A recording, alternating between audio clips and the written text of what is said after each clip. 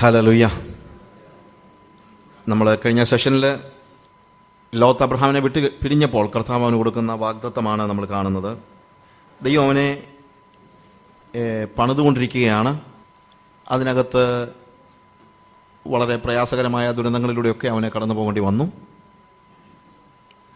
അബ്രഹാമിൻ്റെ ചരിത്രം നമുക്ക് നൽകിയിരിക്കുന്നത്, നമ്മൾ പുതിയ നിയമ വിശ്വാസികളാണ്, കാര്യം ശരിയാണ്. പക്ഷേ ഈ കഴിഞ്ഞ ഒരു ദിവസം ആഫ്രിക്കയിൽ എൻ്റെ ഒരു ഫ്രണ്ട് എന്നോട് ചോദിച്ചു, നമുക്ക് ലഭിച്ചിരിക്കുന്ന പല വെളിപ്പാടുകളും അബ്രഹാമിന് വാസ്തവത്തിൽ ലഭിച്ചില്ല. അപ്പോൾ അവർക്കൊക്കെ ദൈവസന്നിധി നമ്മളെക്കാളൊക്കെ വളരെ താണ ഒരു സ്ഥാനമെല്ലാം ഉള്ളോ? നാച്ചുറലി നമുക്ക് ഉണ്ടാകാനുള്ള ഒരു സാധ്യതയുള്ള സംശയമാണ്. അതുകൊണ്ട് തന്നെ പലപ്പോഴും നമ്മുടെ ഒരു ചിന്തയുണ്ട്, പുതിയ നിയമം മാത്രം നമ്മൾ നോക്കിയാൽ മതി, പഴയ നിയമത്തിലെ കാര്യങ്ങളൊന്നും നമ്മൾ നോക്കണ്ട. ദൈവം നമ്മളെ വിധിക്കുന്നത് പലപ്പോഴും നമുക്ക് ലഭിച്ച വെളിപ്പാടുകളുടെ അടിസ്ഥാനത്തിലല്ല. നമ്മൾ ചിന്തിക്കുന്ന അങ്ങനെയാണ്. ദൈവം നമ്മളെ പലപ്പോഴും വിധിക്കുന്നത് നമ്മളുടെ വെളിപ്പാടുകളുടെ അടിസ്ഥാനത്തിലല്ല, ലഭിച്ച വെളിപ്പാടുകളോടുള്ള അനുസരണത്തിൻ്റെ അടിസ്ഥാനത്തിലാണ്. അബ്രഹാമിന് നമുക്ക് ലഭിച്ച വെളിപ്പാടിൻ്റെ ഒരു ചെറിയ അംശം പോലും ലഭിച്ചിട്ടില്ല എന്നുള്ളത് നമുക്ക് തീർച്ചയായിട്ടും അറിയാം. പക്ഷെ ലഭിച്ച വെളിപ്പാടുകളോടുള്ള അവൻ്റെ അനുസരണം, അല്ലെങ്കിൽ അവൻ്റെ ദൈവവുമായിട്ടുള്ള റിലേഷൻ, നമ്മുടെ ഈ സഭകളിലൊക്കെ, ഗ്രാമീണ സഭകളിലൊക്കെ ഉള്ള പ്രായമുള്ള അല്ലെങ്കിൽ വളരെ പാവപ്പെട്ടവരായ ആളുകൾക്ക് ദൈവത്തോടുള്ള സ്നേഹം തിയോളജിക്കൽ കോളേജിൽ നിന്ന് PhD കഴിഞ്ഞിറങ്ങുന്ന പലർക്കും ഇല്ല എന്നുള്ളത് നിങ്ങൾ മറന്നു പോകരുത്. അവിടെ ചെല്ലുമ്പോൾ തിയോളജിയിൽ PhD എടുത്തവർക്ക് സ്വർഗത്തിൽ ഉയർന്ന സ്ഥാനവും വേദപുസ്തകത്തിൻ്റെ ഉപദേശങ്ങളെക്കുറിച്ച് യാതൊരു ബോധ്യവും ഇല്ലാത്ത സാധാരണക്കാരായ പാവപ്പെട്ട വിശ്വാസികൾക്ക് കുറഞ്ഞ സ്ഥാനമാണെന്നൊന്നും ആരും ചിന്തിക്കേണ്ട. അതുകൊണ്ടാണ് കർത്താവ് പഴയ നിയമത്തിലെ പല കഥാപാത്രങ്ങളുടെ ചരിത്രങ്ങളും നമുക്ക് വേദപുസ്തകത്തിൽ തന്നിരിക്കുന്നത്. ഞാൻ പറഞ്ഞ് മനസ്സിലാക്കണം. അപ്പോൾ ദൈവം തീർച്ചയായും അവരുടെ ജീവിതത്തിലൂടെ ദൈവം ഇടപെട്ട കാര്യങ്ങളെക്കുറിച്ച് നമ്മൾ മനസ്സിലാക്കണമെന്ന് ആഗ്രഹിക്കുന്നുണ്ട്. അവരുടെ പ്രതികരണം എന്തായിരുന്നു, അവരെങ്ങനെ ദൈവം, അവരുടെ റിലേഷൻ എന്തായിരുന്നു. ഇവിടെ അവരുടെ വെളിപ്പാടുകളെക്കുറിച്ചല്ല നമ്മൾ പഠിക്കുന്നത്, അവരുടെ റിലേഷൻ എന്തായിരുന്നു, അവരെത്രത്തോളം ദൈവത്തിന് മോൾഡ് ചെയ്യപ്പെടാനായിട്ട് നിന്നുകൊടുത്തു എന്നുള്ളതാണ് നമ്മൾ മനസ്സിലാക്കുന്നത്. അല്ലാതെ റെവലേഷൻ അങ്ങനെയാണ്, ഒരു പ്രോഗ്രസീവാണ് റെവലേഷൻ. റെവലേഷൻ ഒരിക്കലും എന്താ, നമ്മളോട് കർത്താവ് പറഞ്ഞ പല കാര്യങ്ങളും അബ്രഹാമിനോട് പറഞ്ഞാൽ അബ്രഹാമിന് അത് മനസ്സിലാകത്ത് പോലും ഇല്ലായിരുന്നു. കാര്യം അബ്രഹാമിൻ്റെ ആ പ്രോഗ്രഷൻ്റെ ലെവൽ വാസ് വെരി ലോ. പക്ഷേ പ്രോഗ്രഷൻ്റെ ലെവൽ വെച്ചല്ല ദൈവം സ്വർഗത്തിൽ ഒരു വ്യക്തിയെ വിധിക്കുന്നത് എന്നുള്ളത് നിങ്ങൾ മനസ്സിലാക്കണം. ഞാനിതിടയ്ക്ക് പറയാൻ കാര്യം മറ്റൊന്നുമല്ല, നമുക്ക് പലപ്പോഴും ഉള്ള ഒരു ചിന്തയുണ്ട്, ഇതിനേക്കാളൊക്കെ എത്രയോ ഉയർന്ന വെളിപ്പാടുകൾ പുതിയ നിയമത്തിലുള്ള ആളുകൾ കിട്ടിയിട്ടുണ്ട്, പിന്നെയും എന്തിനാണ് അബ്രഹാമിൻ്റെ ചരിത്രം നമ്മൾ പറഞ്ഞുകൊണ്ടിരിക്കുന്നത്, പഠിക്കുന്നത് എന്നുള്ളതൊരു സംശയം നമുക്കുണ്ടാകാം. അങ്ങനെയല്ല. വെളിപ്പാടുകളുടെ വലിപ്പമല്ല നമ്മളോട് പഠിക്കുന്നത്, വെളിപ്പാടുകളോടുള്ള പ്രതികരണം, അനുസരണം. ഇവിടെ ഹെബ്രോനിൽ അവൻ ഒരു യാഗപീഠം പണിതിട്ട് പറയാണ്, എനിക്ക് നീ ലാൻഡ് തരാമെന്ന് പറഞ്ഞു, പക്ഷേ ലാൻഡൊന്നും ഇപ്പോൾ എൻ്റെ മനസ്സിലില്ല, ഇപ്പോൾ എൻ്റെ ഉടമസ്ഥാവകാശം ഞാൻ നിനക്ക് നൽകുകയാണ്.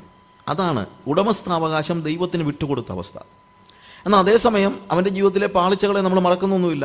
ദൈവം രണ്ടാമതൊരു പാഠം പഠിപ്പിക്കുന്നതാണ് അടുത്തതായിട്ട് നമ്മൾ ഈ സെഷനിൽ നമ്മൾ കാണാനായിട്ട് പോകുന്നത്. ദൈവം വേറൊരു പാഠം പഠിപ്പിക്കുകയാണ്. ദൈവം എപ്പോഴും ഇവനെ പണിതുകൊണ്ടിരിക്കുകയാണ്. ദൈവം നമ്മളെ പണിത് തീരുന്ന ഒരു പ്രശ്നമേ ഉദിക്കുന്നില്ല. ദൈവം നമ്മളെ പണിത് തീർന്നു കഴിയുമ്പോൾ നമ്മളെ കൊണ്ടുപോകും. അതുകൊണ്ട് ഒരു ചിത്രം വരയ്ക്കുമ്പോൾ, ഒരാളുടെ ചിത്രകാരനാണെങ്കിൽ ആ ചിത്രം വരയ്ക്കുമ്പോൾ ഒരു പകുതിയൊക്കെ ആകുന്നത് വരെ നമുക്ക് എന്താണെന്ന് ഒരു പിടിയും കിട്ടത്തില്ല. അവിടെ ഇവിടെ കുറച്ച് സ്ട്രോക്സ് ഒക്കെ ആയിരിക്കും നമ്മൾ കാണുന്നത്. ഇതെന്ത് ഇയാൾ വരച്ചു കൂട്ടുന്നതെന്ന് നമുക്ക് സംശയം ഉണ്ടായേക്കാം. പക്ഷേ ഒരു പകുതിയൊക്കെ കഴിയുമ്പോൾ തൊട്ട് നമുക്ക് ചിത്രം പതിയെ മനസ്സിലായി തുടങ്ങും. ചിത്രം മനസ്സിലായി വ്യക്തത ഉണ്ടായാലും ചിത്രകാരൻ ഉടനെ തന്നെ അത് നിർത്തുന്നില്ല, പിന്നെയും അതിനെ എന്ത് ചെയ്യുകയാണ്, മോടി പിടിപ്പിക്കുകയാണ്. ഇതുപോലെയാണ് നമ്മുടെ ജീവിതത്തിലും കർത്താവ് ആദ്യം ഒരു വ്യക്തതയും ഇല്ലായിരുന്നു. നമ്മുടെ ഒക്കെ ഉള്ളിൽ ഒളിഞ്ഞു കിടക്കുന്ന ഒരു ദൈവം മനസ്സിൽ കണ്ടിട്ടുള്ളൊരു രൂപമുണ്ട്. അത് നമ്മുടെ കർത്താവായ യേശുവിൻ്റെ രൂപമാണ്. നമ്മളെയൊക്കെ കാണുമ്പോൾ ദൈവം നമ്മളെക്കുറിച്ച് പ്രതീക്ഷിക്കുന്നത് നമ്മളൊക്കെ അവൻ്റെ പുത്രൻ്റെ സ്വരൂപത്തോട് അനുരൂപരാകണമെന്നാണ്.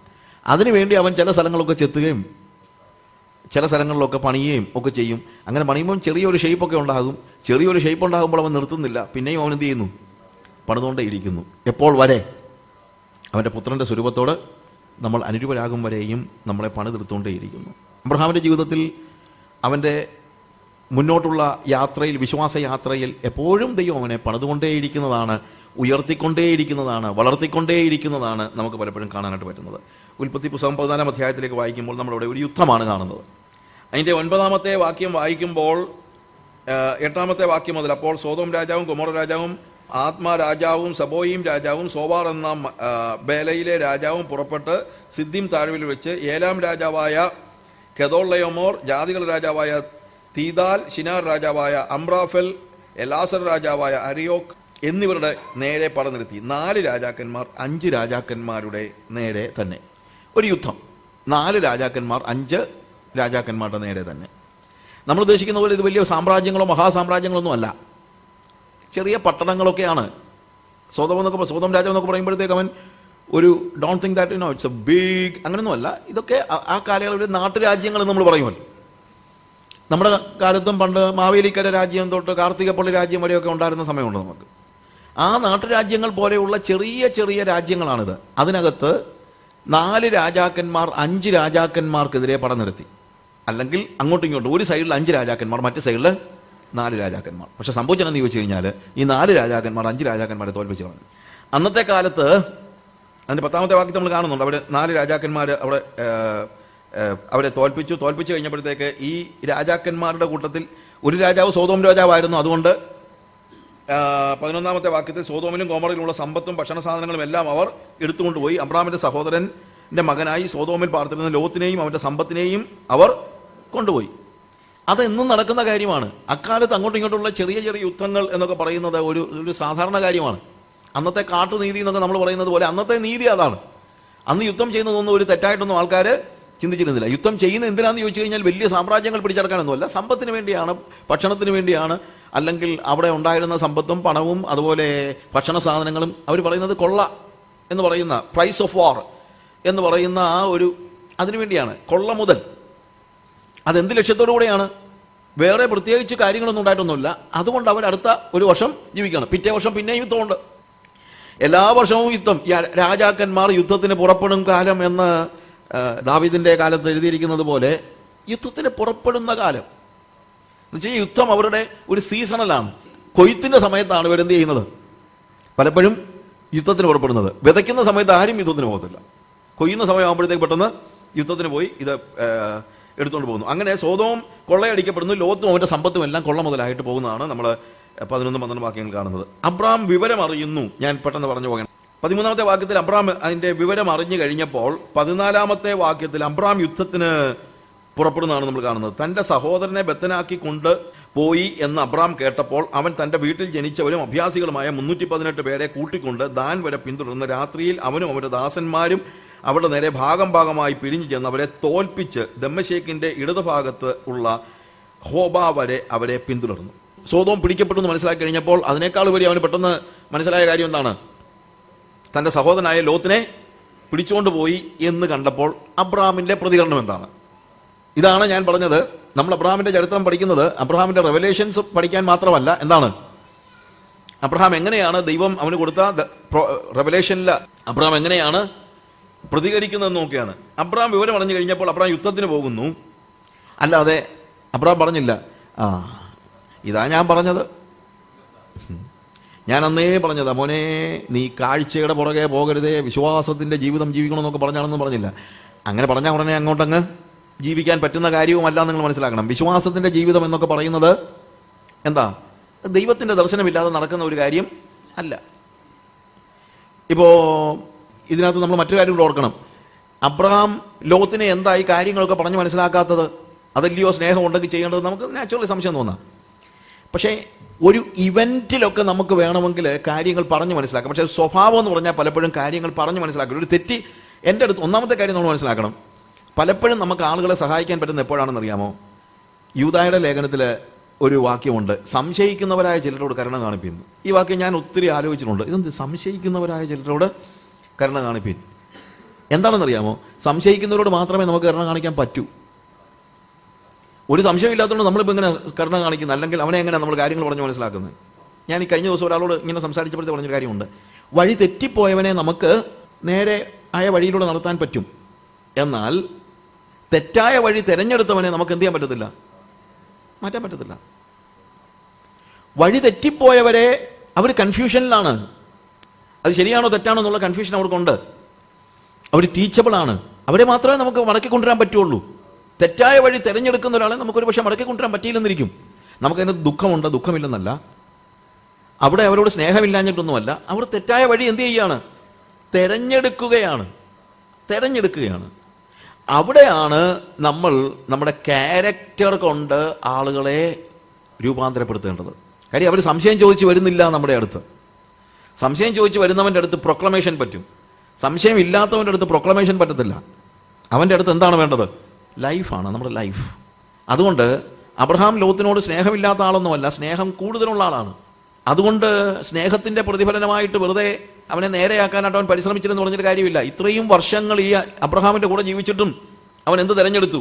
ഭൗതികമായ കാര്യങ്ങൾ തിരഞ്ഞെടുത്തു. കാര്യം അവൻ്റെ മൈൻഡ് സെറ്റ് അതാണ്. അവന് ദൈവദർശനം ഉണ്ടായിട്ടില്ല. അതാണ് പ്രോബ്ലം ഉണ്ടാകുന്നത്. എന്നാൽ അവൻ അപകടത്തിൽപ്പെട്ടപ്പോൾ അവൻ അങ്ങനെ വരണമെന്ന് അബ്രഹാം പറഞ്ഞില്ല. നമ്മുടെ വഴി നടക്കാത്തവരെല്ലാം എങ്ങനെ പോകുമ്പോഴും നമുക്കൊരു ഗൂഢമായ ആനന്ദം പലപ്പോഴും ഉണ്ടാകാറുണ്ട്. അതായത് നമ്മൾ പറയുന്നത് വിശ്വസിക്കുകയോ നമ്മൾ പറയുന്നത് അനുസരിക്കുകയോ നമ്മുടെ കൂടെ നിൽക്കുകയോ ചെയ്യാതെ നമുക്ക് വിരോധമായി നിൽക്കുന്ന ഒരു വ്യക്തിക്ക് നമ്മളവരെ ഉപദ്രവിച്ചൊന്നുമില്ലെങ്കിലും അവർക്ക് എന്തെങ്കിലും അപകടം പറ്റുമ്പോൾ നമുക്കൊരു ഗൂഢമായ ഒരു സന്തോഷം. അതൊരു ക്രിസ്തീയമായ മനസ്സല്ല.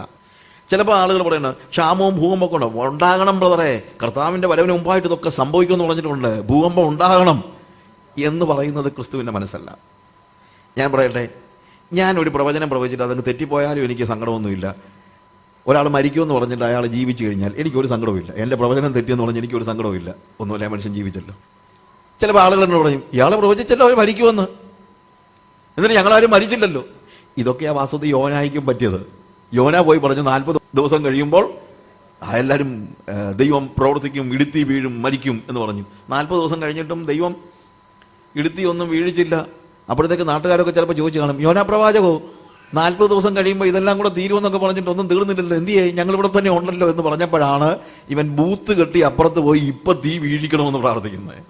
ഒന്നീ അവരെ കൊല്ലണം, അല്ലെ എന്നെ അങ്ങ് കൊല്ലണം എന്ന് പറയുന്നത്. കമ്പാഷനാണ് ഏറ്റവും വലുത്. അവരോടുള്ള മനസ്സലിവാണ്. നമ്മുടെ പ്രവചനം തെറ്റിയെന്ന് പറഞ്ഞാൽ പോട്ടെ, അത്രയേ ഉള്ളല്ലോ.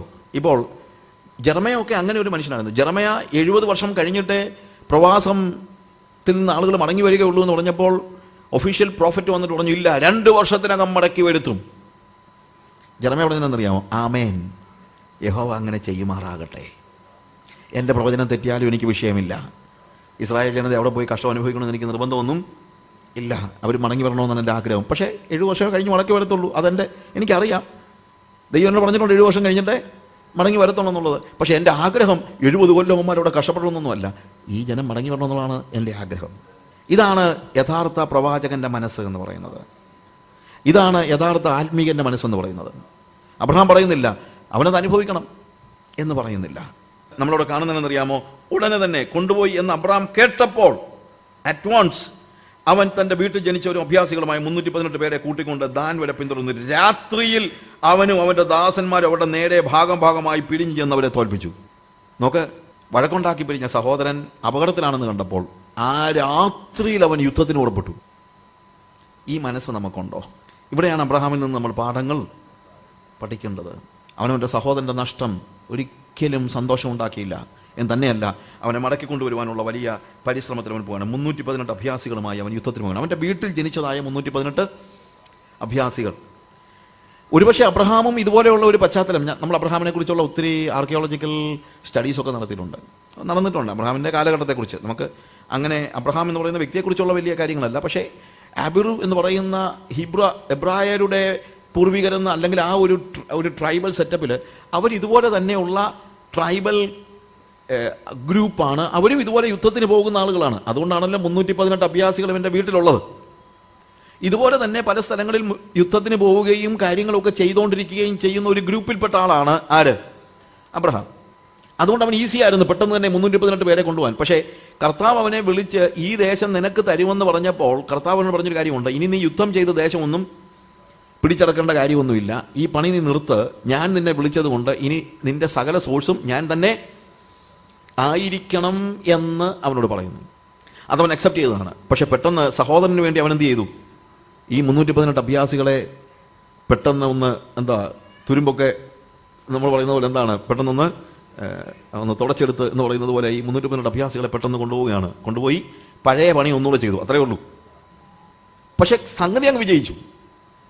നമ്മൾ കാണുന്നതനുസരിച്ച് യുദ്ധത്തിന് അവിടെ ചെന്ന് കഴിഞ്ഞപ്പോഴത്തേക്ക് ഈ അബ്രഹാമിന്റെ വീട്ടു സൈന്യം 15-ാമത്തെ വാക്യത്തിൽ 5 രാജാക്കന്മാരെ തോൽപ്പിച്ച 4 രാജാക്കന്മാരെ തോൽപ്പിച്ചു. 5 രാജാക്കന്മാരെ തോൽപ്പിച്ച 4 രാജാക്കന്മാർ, ശക്തന്മാരായ ഈ രാജാക്കന്മാരെ തോൽപ്പിച്ചിട്ട് അബ്രഹാം മടങ്ങി വരുന്നതാണ് 16-ാമത്തെ വാക്യം മുതൽ നമ്മൾ കാണുന്നത്. അവിടെ 16-ാമത്തെ വാക്യം നമ്മൾ പറയുന്നത് പിന്തുടർന്നു, അവൻ സമ്പത്തൊക്കെയും മടക്കി കൊണ്ടുവന്നു, തന്റെ സഹോദരനായ ലോത്തിനെയും അവന്റെ സമ്പത്തിനെയും സ്ത്രീകളെയും ജനത്തോടും കൂടെ മടക്കി കൊണ്ടുവന്നു. അപ്പോൾ അന്നത്തെ നീതി അനുസരിച്ച് ശരിക്കും അബ്രഹാം തെറ്റൊന്നും ചെയ്യുന്നില്ല. കാര്യം യുദ്ധത്തിന്റെ ഒരു പ്രത്യേകത കൊള്ളയടിക്കുന്ന സമ്പത്തൊക്കെ ആർക്കുള്ളതാണെന്നാണ്? ജയിക്കുന്ന രാജാവിനുള്ളതാണ്. തെറ്റൊന്നുമല്ല, ലോകനീതിയാണത്. അപ്പൊ ലോകനീതി അനുസരിച്ച് ഇപ്പൊ ഈ സ്വത്തെല്ലാം ആരുടെ കയ്യിലാണ്? അബ്രഹാമിന്റെ കയ്യിലാണ്. എത്ര സ്വത്ത്? 5 രാജാക്കന്മാരെ 4 രാജാക്കന്മാർ തോൽപ്പിച്ചപ്പോൾ ഈ 5 രാജാക്കന്മാരുടെയും സ്വത്ത് ഇപ്പോൾ ആരുടെ കയ്യിലാണ്? 4 രാജാക്കന്മാരുടെ കയ്യിലാണ്. ആ 4 രാജാക്കന്മാരെ അബ്രഹാം തോൽപ്പിച്ചപ്പോൾ ഇപ്പൊ 9 രാജാക്കന്മാരുടെ സകല സ്വത്തും ആരുടെ കയ്യിലാണ്? അബ്രഹാമിന്റെ കയ്യിലാണ്. അതിന്റെ ഉടമസ്ഥൻ അബ്രഹാമാണ്. അതിനകത്ത് ആർക്കും അവകാശമില്ല. സോദോം രാജാവിന് അവകാശമില്ല. സോദോം രാജാവിന്റെ ഉൾപ്പെടെയുള്ള സ്വത്തിന്റെ ഉടമസ്ഥൻ ഇപ്പൊ ആരാണ്? അബ്രഹാമാണ്. അതിന്റെ നീതി ദൈവനീതിയല്ല, ലോകനീതി. There is a big difference between the righteousness of God and the righteousness or the justice of the world. ലോകനീതി അനുസരിച്ച് അബ്രഹാം ഒരു തെറ്റും ചെയ്യുന്നില്ല. ഇപ്പൊ മടങ്ങി വരുമ്പോൾ അബ്രഹാമിന്റെ മനസ്സിൽ എന്തായിരിക്കും? കർത്താവ് പറഞ്ഞത് നിന്റെ സകല സോഴ്സ് ഞാൻ തന്നെ ആയിരിക്കണമെന്നാ. പക്ഷെ ഇപ്പം പെട്ടെന്ന് അവൻ മറന്നുപോയി കാണുന്ന ചിന്ത. അവനൊരു പക്ഷേ ചിന്തിച്ച് കാണും, ഏതാണെങ്കിലും ആ 318 എണ്ണത്തിനെ അന്ന് പറഞ്ഞു വിടാഞ്ഞ നന്നായി. ഏതാ? അഭ്യാസികളായ 318 എണ്ണത്തിനെ പറഞ്ഞു വിടാഞ്ഞ നന്നായി. ഒന്ന് ബ്രഷപ്പ് ചെയ്തെടുത്തെങ്കിലും അവന്മാരുണ്ടായിരുന്നതുകൊണ്ടാണ് നമ്മൾ വാസ്തവത്തിൽ രക്ഷപ്പെട്ടത്.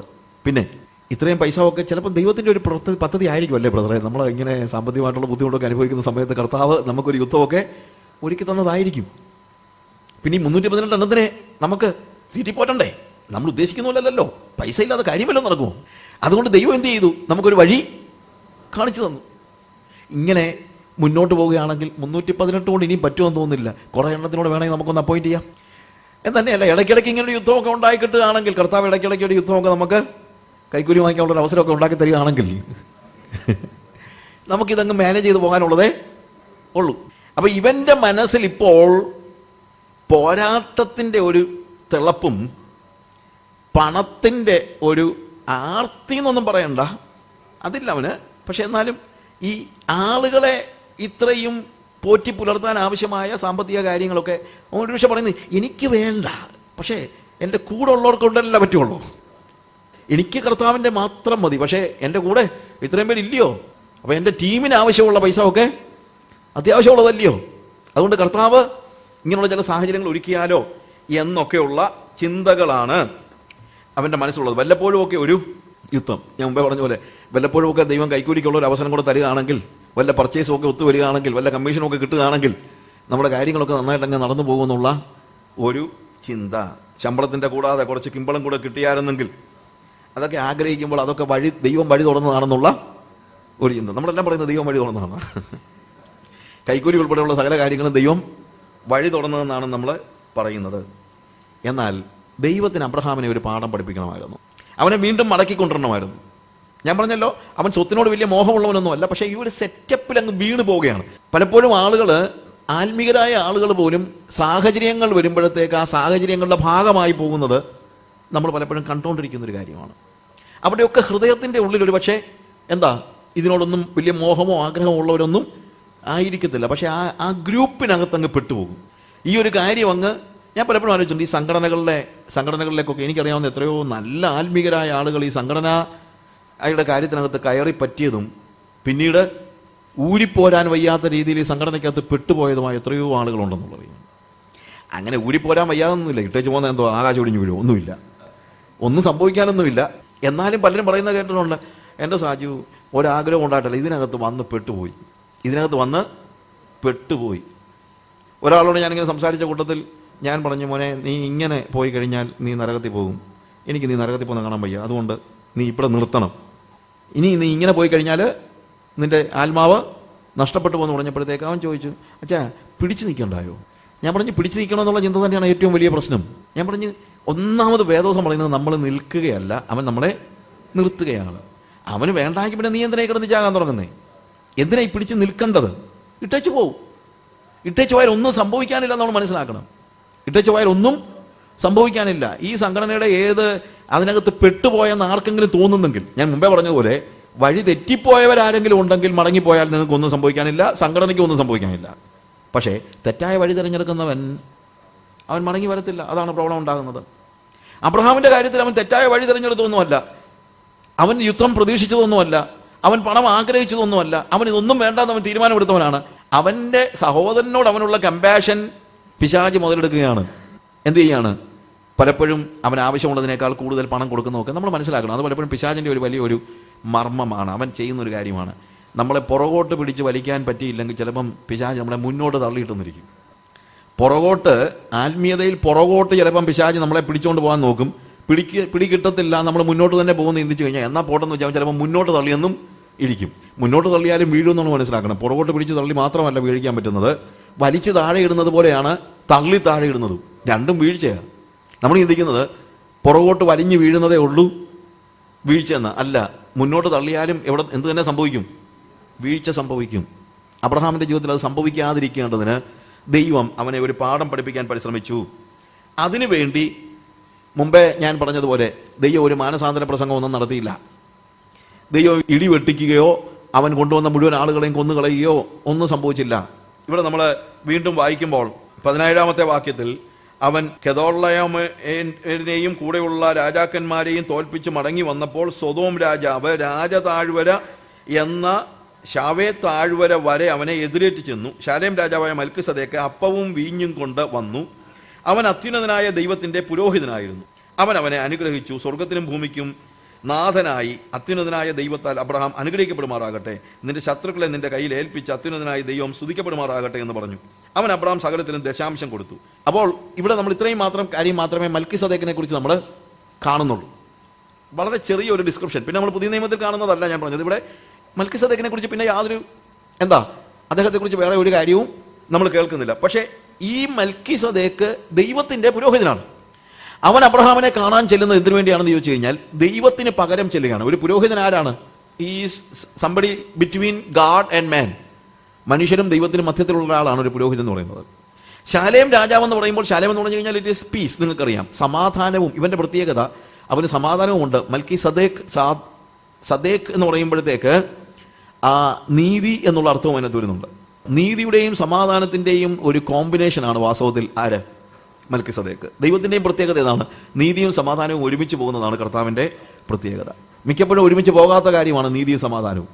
നീതി നടപ്പാക്കാൻ നോക്കിയാൽ പലപ്പോഴും അവിടെ നമുക്ക് എന്ത് സംഭവിക്കുന്നു? സമാധാനം നഷ്ടപ്പെടുന്നു. അല്ലെങ്കിൽ പീസ്ഫുൾ അറ്റ്മോസ്ഫിയറിലല്ലല്ലോ പലപ്പോഴും നീതി നടപ്പാക്കപ്പെടുമ്പോൾ ശിക്ഷയുണ്ട്. ആ ശിക്ഷയിൽ എന്തുണ്ട്? വേദനയുണ്ട്, സമാധാന നഷ്ടം, അല്ലെങ്കിൽ സം കൈൻഡ് ഓഫ് ഡിസ്റ്റർബൻസ് ഉണ്ട്. എന്നാൽ ഇവിടെ മൽക്കിസദേക്ക് നീതിയുടെയും സമാധാനത്തിന്റെയും രാജാവായി അബ്രഹാമിന്റെ അടുത്ത് ദൈവത്തിന്റെ പുരോഹിതനായി വന്ന് ഇവനെ ഒരു പാഠം പഠിപ്പിക്കുന്നു. പക്ഷെ പാഠം പഠിപ്പിക്കാൻ വിടുന്നത് ചൂരലും കൊണ്ടല്ല. ഞാൻ പറഞ്ഞ് മനസ്സിലാക്കണം. പാഠം പഠിപ്പിക്കാൻ വിടുന്നത് ചൂരലും കൊണ്ടല്ല. അവിടെ എഴുതിയിരിക്കുന്നത് 18-ാമത്തെ വാക്യത്തിൽ ശാലേം രാജാവ് മൽക്കിസദേക്ക് അപ്പവും വീഞ്ഞും കൊണ്ടുവന്നു. പല സമയത്തും ദൈവം നമ്മളെ പാഠം പഠിപ്പിക്കുന്നത് വലിയ അടി തന്നിട്ടൊന്നുമല്ല. ചിലപ്പം നമ്മൾ തളർന്നും പ്രയാസപ്പെട്ട് വിളിക്കുമ്പോൾ അപ്പവും വീഞ്ഞും തന്നുകൊണ്ടാണ്. നമ്മുടെ ജീവിതത്തിന്റെ പ്രതിസന്ധികളിൽ നമ്മളെ സഹായിച്ചുകൊണ്ടാണ്. അത് ദൈവത്തിന്റെ ചൂരൽ വഴിയാണെന്ന് പലപ്പോഴും നമ്മൾ അറിയുന്നില്ലെന്നുള്ളതേ ഉള്ളൂ. ദൈവം വളരെ സോഫ്റ്റായിട്ടാണ് എപ്പോഴും ഇടപെടുന്നത്. ദൈവം അനുഗ്രഹങ്ങൾ തരുമ്പോഴും എന്തിനാ കർത്താവെ നീ എന്നെ അനുഗ്രഹിക്കുന്നതെന്നൂടെ ചോദിക്കാൻ പഠിക്കണം. നമ്മളെല്ലാം നമ്മുടെ ജീവിതത്തിൽ ഒരു ചെറിയ ദുരന്തം വരുമ്പോൾ കർത്താവെ നീ എന്തോന്നായി കാണിക്കുന്നതെന്നാണ് ചോദിക്കുന്നത്. പക്ഷെ ഇതേ കാര്യം തന്നെയാണ് അപ്പം തന്നുകൊണ്ടും അവൻ കാണിക്കുന്നത്. അവൻ നമ്മുടെ സ്നേഹത്തിലൂടെയാണ് പാഠം പഠിപ്പിക്കുന്നത്. അവന്റെ ഇടപെടലുകളുടെ പ്രത്യേകത. പത്രോസിനോട് അവൻ ഇടപെടുന്നത് അങ്ങനെയാണ്. കനലിന്മേൽ ചുട്ട അപ്പവും മീനും ഒക്കെ കൊടുത്ത് നല്ലൊരു ബ്രേക്ക്ഫാസ്റ്റ് ഒരുക്കിയിട്ടാണ് പത്രോസിനെ അവൻ പാഠം പഠിപ്പിക്കുന്നത്. പത്രോസിനെ മടക്കിക്കൊണ്ടുവരുവാനായിട്ട് ചൂരവടിയുമായിട്ടല്ല വരുന്നത്, വളരെ സോഫ്റ്റായിട്ടാണ് ചോദിക്കുന്നത്. നീ ഇവയിലധികമായി എന്നെ സ്നേഹിക്കുന്നു. എന്തോ പത്രോസേ, നീ വലിയ വീരവാദം മുഴക്കിയല്ലോ, ആര് നിന്നെ തള്ളി പറഞ്ഞാലും ഞാൻ തള്ളി പറയത്തില്ല, ഇതിനെന്നാ പറ്റിയടാ എന്നൊന്നും ചോദിച്ചുകൊണ്ട് പോലുമല്ല. ആ കാര്യങ്ങളൊന്നും ഓർപ്പിക്കുന്നു പോലുമില്ല. ഇതൊക്കെ നമ്മൾ പഠിക്കേണ്ട പാഠങ്ങളാണ്. അവൻ വരുമ്പോഴും കയറി വാ മോനെ, വാ, നീ വല്ല കഴിച്ചോ, വിശക്കുന്നുണ്ടോ? ഇതൊക്കെയാണ് പാഠം പഠിപ്പിക്കുന്നത്. നമ്മളെയൊക്കെ എത്രയോ പ്രാവശ്യം കർത്താവ് ഇങ്ങനെ ഇടപെട്ടിട്ടുണ്ട്. അപ്പം നമ്മൾ ചിന്തിക്കുന്നത് അതൊക്കെ നമ്മളതിന് യോഗ്യരായതുകൊണ്ട് ദൈവം ചെയ്തെന്ന. യോഗ്യരായതുകൊണ്ടൊന്നുമല്ല, നമ്മൾ എന്തെങ്കിലുമൊക്കെ കാണിച്ചേച്ച് ചെല്ലുമ്പം കർത്താവ് തരുന്നതാ അപ്പവും വീഞ്ഞും. കർത്താവ് പറയണം, even now I love U, ഇപ്പോഴും ഞാൻ നിന്നെ സ്നേഹിക്കുന്നുണ്ട്. Still you are my son. നിന്നെ ഞാൻ തള്ളിക്കളഞ്ഞിട്ടൊന്നുമില്ല. നിന്റെ മനസ്സിൽ എന്താണ്, ഞാൻ ആഗ്രഹിക്കാത്ത ചില ചിന്തകൾ നിന്റെ മനസ്സിലുണ്ടായിട്ടുണ്ട്. ഒരുപക്ഷെ നിന്റെ മനസ്സിൽ മോഹങ്ങൾ ഉണ്ടായിട്ടുണ്ട്. അതിൻ്റെ അർത്ഥം ഞാൻ നിന്നെ ഇപ്പോൾ തന്നെ എല്ലാം ഉപേക്ഷിച്ചൊന്നുമല്ല. Still I love you. നമ്മുടെ ജീവിതത്തിൽ ദൈവം ചെയ്യുന്ന ഓരോ ഉപകാരങ്ങളുടെ മുമ്പിലും കണ്ണുനീരോടെ കർത്താവേ എന്താ എന്നെ പഠിപ്പിക്കാൻ ഉദ്ദേശിക്കുന്നതെന്ന് ചോദിക്കാൻ നമുക്ക് കഴിയണം. അവൻ അപ്പവും വീഞ്ഞും കൊടുത്തു. എന്താണ് അതിനുശേഷം ഒരനുഗ്രഹമാണ് കൊടുക്കുന്നത്, ഒരു ബ്ലെസ്സിങ്. അവിടെ നമ്മൾ 19-20 വാക്യങ്ങൾ വായിക്കുമ്പോൾ അവനെ അനുഗ്രഹിച്ചു. സ്വർഗത്തിനും ഭൂമിക്കും നാഥനായി അത്യുന്നതനായ ദൈവത്താൽ അബ്രഹാം അനുഗ്രഹിക്കപ്പെടുമാറാകട്ടെ, നിന്റെ ശത്രുക്കളെ നിന്റെ കയ്യിൽ ഏൽപ്പിച്ച് അത്യുന്നതനായ ദൈവം സ്തുതിക്കപ്പെടുമാറാകട്ടെ എന്ന് പറഞ്ഞു പോവുകയും ചെയ്യും. നമ്മൾ വായിക്കുമ്പം ഇതിനകത്ത് യാതൊരു രീതിയിലുള്ള ഒരു ശിക്ഷണമോ മറ്റുള്ള കാര്യങ്ങളൊന്നുമില്ല. പക്ഷേ അബ്രഹാം ആത്മീകനായിരുന്നതുകൊണ്ട് അവന് പെട്ടെന്ന് മനസ്സിലായി എന്താ ദൈവം പറഞ്ഞതെന്ന്. ദൈവം ചോദിക്കുന്ന ചോദ്യം ഇതാണ്, അബ്രഹാമേ, ചില ദിവസങ്ങൾക്ക് മുമ്പ് ഞാൻ പറഞ്ഞില്ലേ, നിന്റെ അനുഗ്രഹം എന്ന് പറയുന്നത് ഇവിടെയുള്ള വസ്തുക്കളോ മറ്റുള്ള കാര്യങ്ങളോ നീ ഉണ്ടാക്കുന്നതോ ഒന്നുമല്ല എന്ന് ഞാൻ പറഞ്ഞില്ലേ? നിന്റെ പൂർണ്ണമായ സോഴ്സ് ഞാൻ തന്നെ ആയിരിക്കണമെന്ന് ഞാൻ നിന്നോട് പറഞ്ഞില്ലേ? ഇപ്പോഴെന്താ നീ ചിന്തിക്കുന്നത്? നീ 5, 4, 9 രാജാക്കന്മാർ, അതും ആരാ, വെറും നാട്ടുരാജാക്കന്മാർ, അവന്മാരുടെ ചില്ലറ സമ്പത്തും മറ്റുള്ള കാര്യങ്ങളും കണ്ടപ്പോൾ നീ ചിന്തിക്കുന്നുണ്ടോ അതാണ് നിന്റെ അനുഗ്രഹമെന്ന്? നിന്റെ അനുഗ്രഹം ഒരിക്കലും ഈ രാജാക്കന്മാരിൽ നിന്നാകാൻ പാടില്ല. അവിടെ കൃത്യതയോടുകൂടെ കർത്താവ് പറയാണ്, സ്വർഗത്തിനും ഭൂമിക്കും നാഥനായ, maker of heavens and earth എന്ന് എഴുതിയിരിക്കുന്നത്. സ്വർഗത്തെയും ഭൂമിയെയും ഉണ്ടാക്കിയ യഹോവയിങ്കൽ നിന്ന് മാത്രമായിരിക്കണം അബ്രഹാമിനുള്ള അനുഗ്രഹം. അല്ലാതെ സോദോം രാജാവിൻ്റെയും മറ്റ് അവൻ്റെ കൂടെയുള്ള 8 രാജാക്കന്മാരുടെയും സമ്പത്തല്ല. അതൊക്കെ സ്വർഗത്തെയും ഭൂമിയെയും ഉണ്ടാക്കിയ രാജാവ് ദൈവം നിന്നെ അനുഗ്രഹിക്കാൻ നോക്കിയിരിക്കുമ്പോൾ എന്തിനാ മോനെ ഇതിലേക്ക് പുറകെ പോകുന്നത്? നിന്റെ സോഴ്സ് എപ്പോഴും എന്ത് തന്നെ ആയിരിക്കണം? You need to be blessed by God who is the maker of heavens and earth. സ്വർഗത്തെയും ഭൂമിയെയും ഉണ്ടാക്കിയവനായ യഹോവയിങ്കൽ നിന്ന് മാത്രമായിരിക്കും എൻ്റെ അനുഗ്രഹമെന്ന് നീ തീരുമാനമെടുക്കണം. എനിക്ക് വേറെ ആരുടെയും അനുഗ്രഹം വേണ്ട എന്ന് നീ പറയണം. ഈ പാഠം അവൻ പഠിച്ചു എന്നതിൻ്റെ ഏറ്റവും വലിയ തെളിവെന്നറിയാമോ?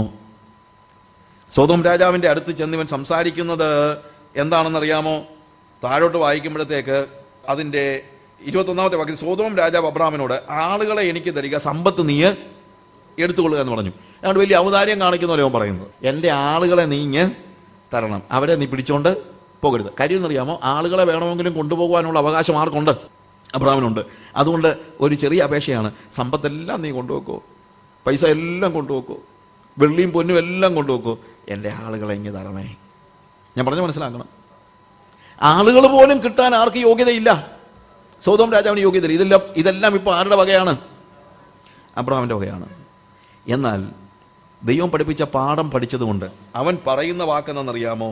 അതിന് അബ്രഹാം സോദോം രാജാവിനോട് പറഞ്ഞത്, ഞാൻ അബ്രഹാമിനെ സമ്പന്നനാക്കിയെന്ന് നീ പറയാതിരിപ്പാൻ ഞാൻ ഒരു ചരടാകട്ടെ ചെരിപ്പുവാറാകട്ടെ നിനക്കുള്ളതിൽ യാതൊന്നുമാകട്ടെ എടുക്കയില്ല എന്ന് ഞാൻ സ്വർഗത്തിനും ഭൂമിക്കും നാഥനായ അത്യുന്നതനായ ദൈവമായ യഹോവയിലേക്ക് കൈ ഉയർത്തി സത്യം ചെയ്യുന്നു. നോക്ക്, മൽക്കിസദേക്ക് ഉപയോഗിച്ച അതേ വാക്ക് അവനോട് ഉപയോഗിക്കുകയാണ്.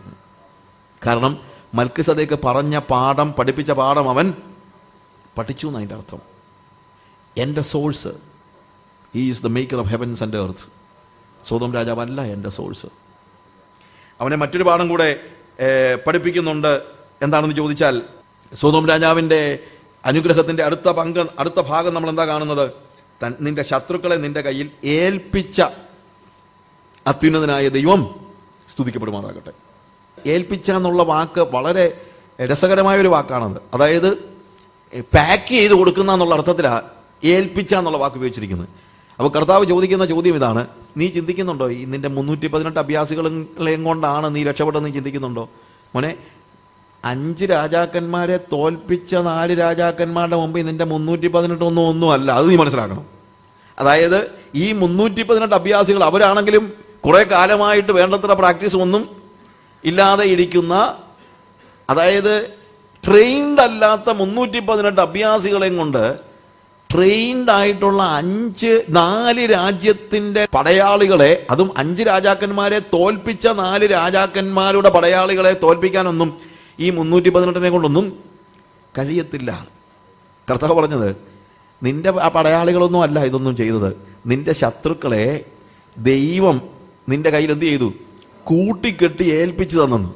അതായത് ദൈവം യുദ്ധം ചെയ്ത് എല്ലാത്തിനെയും കൂടെ പിടിച്ചൊരു വലയ്ക്കകത്താക്കി, ഇന്നാ മോനെ പിടിച്ചോടാ എന്ന് പറഞ്ഞുകൊണ്ട് ഇട്ടു തന്നതേ ഉള്ളൂ. അല്ലാതെ നീ വലിയ പണി പണിതിട്ടൊന്നും കിട്ടിയതൊന്നും അല്ല.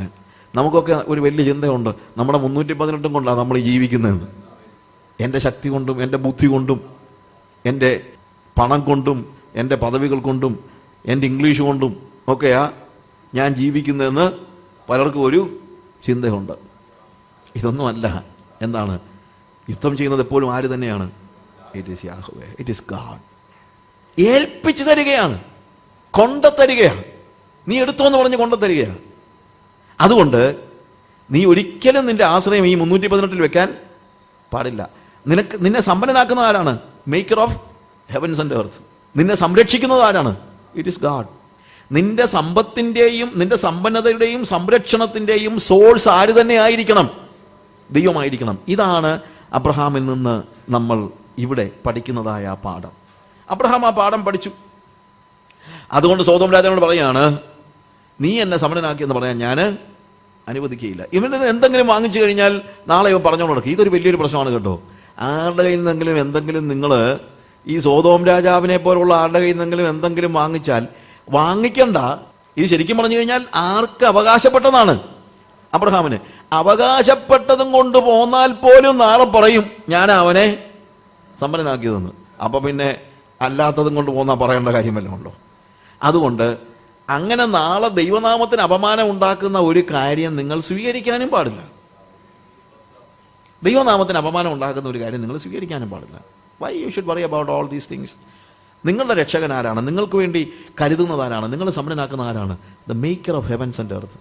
ആകാശത്തെയും ഭൂമിയെയും ഉണ്ടാക്കിയവനായ യഹോവ. അതുകൊണ്ട് ഇന്ന് നമുക്കും ഒരു തീരുമാനമെടുക്കണം. എൻ്റെ സോഴ്സ് എല്ലായ്പ്പോഴും ആര് തന്നെ ആയിരിക്കും? The maker of heavens and earth. എന്നെ സംരക്ഷിക്കുന്നത് ആര് തന്നെ ആയിരിക്കും? It is God. ഇനി 15-ാമത്തെ അധ്യായത്തിലേക്ക് വരുമ്പോഴത്തേക്ക്, അതുകൊണ്ട് ഞാൻ പെട്ടെന്ന് കുറച്ചൊന്ന് പറയാം. 15-ാമത്തെ അധ്യായത്തിൽ നമ്മൾ ശരിക്കും അവിടെ കാണുന്നത് ഒരു കമനന്റ് ആണ്. 15-ാമത്തെ അധ്യായത്തിന് തുടക്കം. അതിൻ്റെ ശേഷം അബ്രാമിന് ദർശനത്തിൽ യഹോവയുടെ അരുളപ്പാട് ഉണ്ടായതെന്നാൽ, ഈ അതിൻ്റെ ശേഷം എന്ന് പറയുമ്പോൾ ഇതേപോലെ തന്നെ ലോത്ത് അബ്രാമിനെ വിട്ടുപിരിഞ്ഞ ശേഷം, അതാണ് നമ്മൾ കഴിഞ്ഞ സെഷനിൽ കണ്ടത്. ലോത്ത് അബ്രാമിനെ വിട്ടുപിരിഞ്ഞ ശേഷം ഇപ്പോൾ അന്ന് അവനൊരു ഡിസിഷൻ എടുത്തു. എന്താണ് ഡിസിഷൻ? തിരഞ്ഞെടുക്കാനുള്ള അവകാശം ഞാൻ ഉപയോഗിക്കത്തില്ല. അതായത് ദൈവത്തിൽ ആശ്രയിക്കാനുള്ള തീരുമാനമെടുത്ത ശേഷമാണ് 13-ാം അധ്യായത്തിൽ ദൈവം അബ്രാമിന് പ്രത്യക്ഷനാകുന്നത്. എൻ്റെ സോഴ്സ് ദൈവം മാത്രം മതി, എനിക്ക് തിരഞ്ഞെടുക്കണ്ട. ഇവിടെ ഇതേപോലെ വളരെ സ്ട്രോങ് ആയിട്ടുള്ളൊരു ഡിസിഷൻ അവൻ എടുത്തു. എൻ്റെ സമ്പന്നത ആകാശത്തെയും ഭൂമിയും ഉണ്ടാക്കിയ യഹോവയിൽ നിന്നാണ് വരുന്നത്. രാജാക്കന്മാരും ഞാൻ ആശ്രയിക്കത്തില്ല. ഒരു സ്ട്രോങ് ഡിസിഷൻ എടുക്കുമ്പോൾ ഒരു ദൈവ ദർശനവും ദൈവത്തിൻ്റെ സാന്ത്വനവും ദൈവത്തിൻ്റെ ഇടപെടലും ഉണ്ടാകും. ഡിസിഷൻ എടുക്കാൻ നേരം ഉണ്ടാകത്തില്ല, ഡിസിഷൻ എടുത്ത് കഴിഞ്ഞാലുണ്ടാകും. തീരുമാനമെടുക്കാനായിട്ട് പല സമയത്തും ദൈവം വന്ന് മോനെ തീരുമാനം എടുക്കുന്നൊന്നും പറയത്തൊന്നുമില്ല. അത് ഉപദേശിമാർ മാത്രമേ പറയത്തുള്ളൂ. പക്ഷെ ദൈവം പറയുന്നത് എന്താണെന്നറിയാമോ? നീ തീരുമാനമെടുത്താൽ അടുത്തത് ദൈവം ഇറങ്ങി വരികയാണ്. ഞാൻ പറഞ്ഞ മനസ്സിലാക്കണം.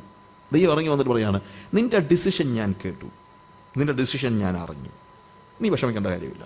ലോത്ത് വിട്ടുപിരിഞ്ഞ് കഴിഞ്ഞപ്പോൾ അബ്രഹാം വന്നിട്ട് പറഞ്ഞു, നീ തിരഞ്ഞെടുക്കാനുള്ള അവകാശം അവന് വിട്ടുകൊടുത്തില്ല, ഞാൻ നിനക്ക് വേണ്ടി തിരഞ്ഞെടുപ്പ് നടത്തും. ഇവിടെ ഇവൻ സംരക്ഷണവും സമ്പന്നതയും ഉപേക്ഷിച്ചിട്ട് വന്നപ്പോൾ അബ്രഹാമിന്റെ അടുത്ത് ദർശനത്തിൽ യഹോവയുടെ അരുളപ്പാടുണ്ടായിരുന്നതിന് അബ്രഹാമെ ഭയപ്പെട്ടിരിക്കുകയാണ്. നാച്ചുറലി ഭയപ്പെട്ടിരിക്കുകയാണ്. ഹ്യൂമൻ വേയിൽ അവന് ഭയപ്പെടാനുള്ള സകല കാര്യങ്ങളുണ്ട്. ഒന്നാമത്തെ കാര്യം, ശക്തന്മാരായ 4 രാജാക്കന്മാരെ തോൽപ്പിച്ചിട്ടാവും. അവന്മാർ വെറുതെ ഇരിക്കത്തില്ല. 4 രാജാക്കന്മാർ ഇപ്പോൾ ശത്രുക്കളാണ്. നേരത്തെ അബ്രഹാം യുദ്ധത്തിനൊന്നും പോകാഞ്ഞതുകൊണ്ട് വലിയ ശത്രുക്കളൊന്നും ഇല്ലായിരുന്നു. യുദ്ധത്തിന് പോയാലേ ശത്രുത ഉണ്ടാകത്തുള്ളൂ. സുവിശേഷം പറയാത്തതിന് വല്ല പ്രശ്നമുണ്ടോ? ഇവിടെ സുവിശേഷ വിരോധികൾ എന്തെല്ലാം കാണിച്ചെന്ന് പറഞ്ഞു കഴിഞ്ഞാൽ സുവിശേഷം പറയാത്തതിന് എന്തോന്ന് പ്രശ്നം? ദമോയിൽ ബർന്നബാസങ്ങൾ എന്ന് പറഞ്ഞാൽ ഞങ്ങളുടെ ഒരു കോളേജിൽ പഠിപ്പിക്കുന്ന ഒരു പ്രൊഫസറാണ്. പുള്ളിയുടെ അടുത്ത് അവിടുത്തെ ഒരു ലോക്കൽ വിശ്വാസി, നമ്മുടെ ചർച്ചിലെ വിശ്വാസി അല്ല, വേറൊരാളാണ്. ബർന്നബാസങ്ങളെ അറിഞ്ഞില്ലേ, ഒറീസായിൽ വലിയ പ്രശ്നങ്ങളാണ്, അവരെല്ലാം സുവിശേഷ വിരോധികളെല്ലാം കൂടെ നമ്മളെ ഉപദ്രവിക്കാൻ വരികയാണ്. ബർന്നബാസിനോട് ചോദിച്ചാൽ നീ എന്തിനാ പേടിക്കുന്നത്? അല്ല, അവർ ക്രിസ്ത്യാനികളെ എല്ലാം പീഡിപ്പിക്കണം. പറഞ്ഞു, നീ പേടിക്കൊന്നും വേണ്ട, നീ ക്രിസ്ത്യാനിയാണെന്ന് തന്നെ അവർക്ക് അറിയത്തില്ലല്ലോ, പിന്നെ നീ എന്തിനായി പേടിക്കുന്നത്? നീ ക്രിസ്ത്യാനിയാണെന്ന് തന്നെ അവർക്ക് അറിയത്തില്ലല്ലോ, പിന്നെ നീ എന്തിനാ പേടിക്കുന്നത്? നീ ഇന്ന് വരെ ആരോടെങ്കിലും സുവിശേഷം പറഞ്ഞിട്ടുണ്ടോ? ഇല്ലല്ലോ, പിന്നെ നീ എന്തിനാ പേടിക്കുന്നത്? അപ്പൊ യുദ്ധം ചെയ്യുന്നവന് മാത്രമേ എന്തുള്ളൂ? ശത്രുക്കള് ഉണ്ടാകത്തുള്ളൂ. അല്ലാത്തവർക്ക് ആർക്കും ശത്രുക്കളൊന്നും ഉണ്ടാകത്തില്ല. വെറുതെ ഇങ്ങനെ ഞായറാഴ്ച പള്ളി വന്ന് ആരാധിച്ച തിരിച്ചു വന്ന് ആരും ഉപദ്രവിക്കാൻ. അവിടെ പ്രിയമുള്ളവരെ, ശരിക്കും നമ്മൾ ആക്രമിക്കപ്പെടണമെങ്കിൽ എന്ത് ചെയ്തേ ഉള്ളൂ? ശത്രുവിന്റെ കോട്ടകളെ ഇടിക്കാൻ നമ്മൾ അങ്ങോട്ട് ചെന്നാലേ എന്തുണ്ടാകത്തുള്ളൂ? ആക്രമണം ഉണ്ടാകുള്ളൂ. അതുകൊണ്ട് അബ്രഹാമിന് ഇപ്പോൾ 4 രാജാക്കന്മാർ ശത്രുക്കളായിട്ടുണ്ട്. എന്നാൽ അതിനേക്കാൾ വലിയൊരു പ്രശ്നമുണ്ട്. ഈ 5 രാജാക്കന്മാരെ തോൽപ്പിച്ച 4 രാജാക്കന്മാരുടെ കയ്യിൽ നിന്ന് സമ്പത്തെല്ലാം കൂടെ കൊണ്ടുവന്ന് ഇതൊക്കെ അങ്ങ് തിരിച്ചു കൊടുത്തു എന്ന് ആരും അറിഞ്ഞില്ലല്ലോ. അപ്പൊ അതുകൊണ്ട് നാട്ടുകാരുടെ ചിന്ത ഇപ്പൊ 9 രാജാക്കന്മാരുടെ സ്വത്ത് ആരുടെ കയ്യിലുണ്ടെന്നാ? അബ്രഹാമിന്റെ കയ്യില് ഉണ്ടെന്നാ.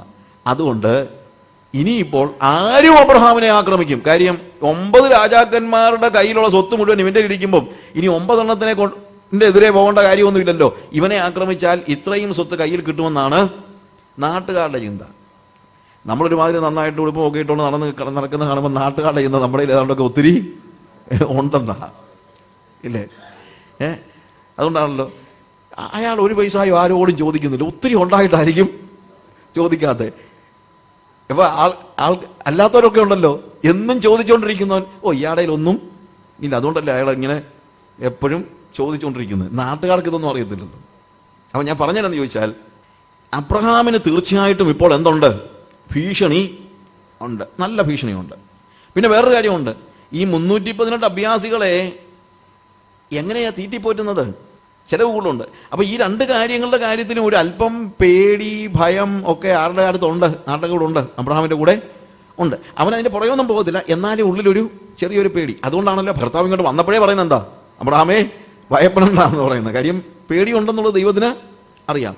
പക്ഷേ ഭയപ്പെടണ്ടെന്ന് പറഞ്ഞിട്ട് കർത്താവ് പറയുന്ന കാര്യം എന്താണ്? ഭയപ്പെടണ്ട, ഞാൻ നിന്റെ പരിചയും നിന്റെ അതിമഹത്തായ പ്രതിഫലവും ആകുന്നു. കർത്താവ് പറയുന്നത് നിന്റെ പരിച ഞാനാണ്. ഇപ്പൊ അവന് ഏറ്റവും കൂടുതൽ പണത്തെക്കാൾ ഉപരി അവന്റെ മനസ്സിലെ ചിന്ത എന്താണ്? സംരക്ഷണം, അല്ലെങ്കിൽ അവന്റെ അവന്റെ ജീവന്റെ സുരക്ഷയാണ് ഏറ്റവും വലിയ പ്രശ്നം. കർത്താവ് പറഞ്ഞു, നീ ഭയപ്പെടേണ്ട കാര്യമില്ല, ഞാൻ നിന്റെ പരിചയാകുന്നു. ഞാൻ നിന്റെ വാളാകുന്നെന്നല്ല പറഞ്ഞത്, ഞാൻ നിന്റെ പരിചയാകുന്നു. എന്താണ് പരിച എന്ന് പറയുന്നത്? പരിച എന്ന് പറയുന്നത് പോരാളിയുടെ മുമ്പിൽ പിടിക്കുന്ന ഷീൽഡാണ്. എന്ത്? പരിച. എന്തുകൊണ്ട്? എതിരാളികൾ യുദ്ധം ചെയ്യുമ്പോൾ വാളുകൊണ്ട് വെട്ടിയാൽ ഇവൻ ഏൽക്കാതിരിക്കത്തക്ക രീതിയിൽ പോരാളിയുടെ മുമ്പിൽ പിടിക്കുന്ന ഷീൽഡാണ് പരിച.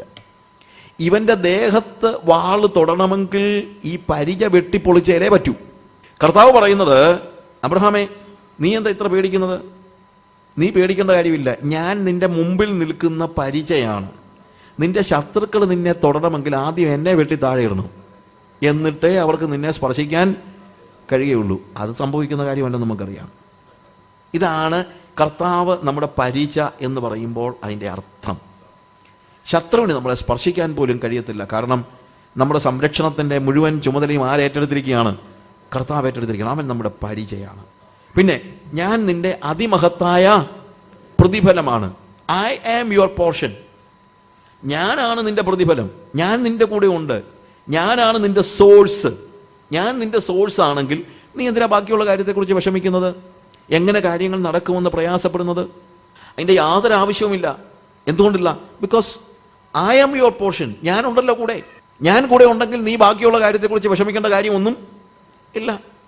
വറ്റിപ്പോകാത്ത ഉറവയായി ഞാൻ നിന്റെ കൂടെ ഉണ്ട്. അബ്രഹാമിന് ദൈവം തന്നെ വെളിപ്പെടുത്തുന്ന കാര്യം പിന്നീട് നമുക്ക് സമയമില്ലാത്തതുകൊണ്ട് ഞാനതിന് ഇടയ്ക്കൊന്ന് കയറി പറയുകയാണ്. ഞാൻ ഏൽ ഷദായി ആണെന്ന് പറയുന്നു. ഏൽ ഷദായി എന്ന് പറഞ്ഞു കഴിഞ്ഞാൽ, ശരിക്കും പറഞ്ഞു കഴിഞ്ഞാൽ സർവ്വശക്തിയുള്ള ദൈവം എന്നാണ് നമ്മൾ കേൾക്കുന്നതെങ്കിലും ഓൾ സഫിഷ്യൻറ്റ് ഗാഡ് എന്നാണ് അതിൻ്റെ അർത്ഥം.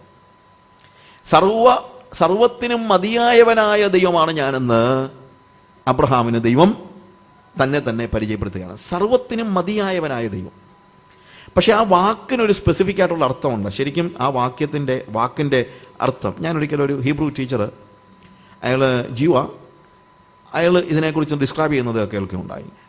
പുള്ളി പറഞ്ഞത്, ശരിക്കും എറ്റിമോളജിക്കൽ സ്റ്റഡീസൊക്കെ നടത്തിയിട്ടുള്ള ആളാണ്. അദ്ദേഹം പറഞ്ഞത് ഷാദ് എന്നുള്ളതിന് പഴയ കാലത്ത് ഒരു പുരാണ അർത്ഥത്തിൽ ഈ പശുവിൻ്റെ ബ്രസ്റ്റ്, അതിൻ്റെ അകിടിന് പറഞ്ഞുകൊണ്ടിരുന്ന പേരാണ് ഷാഡ്.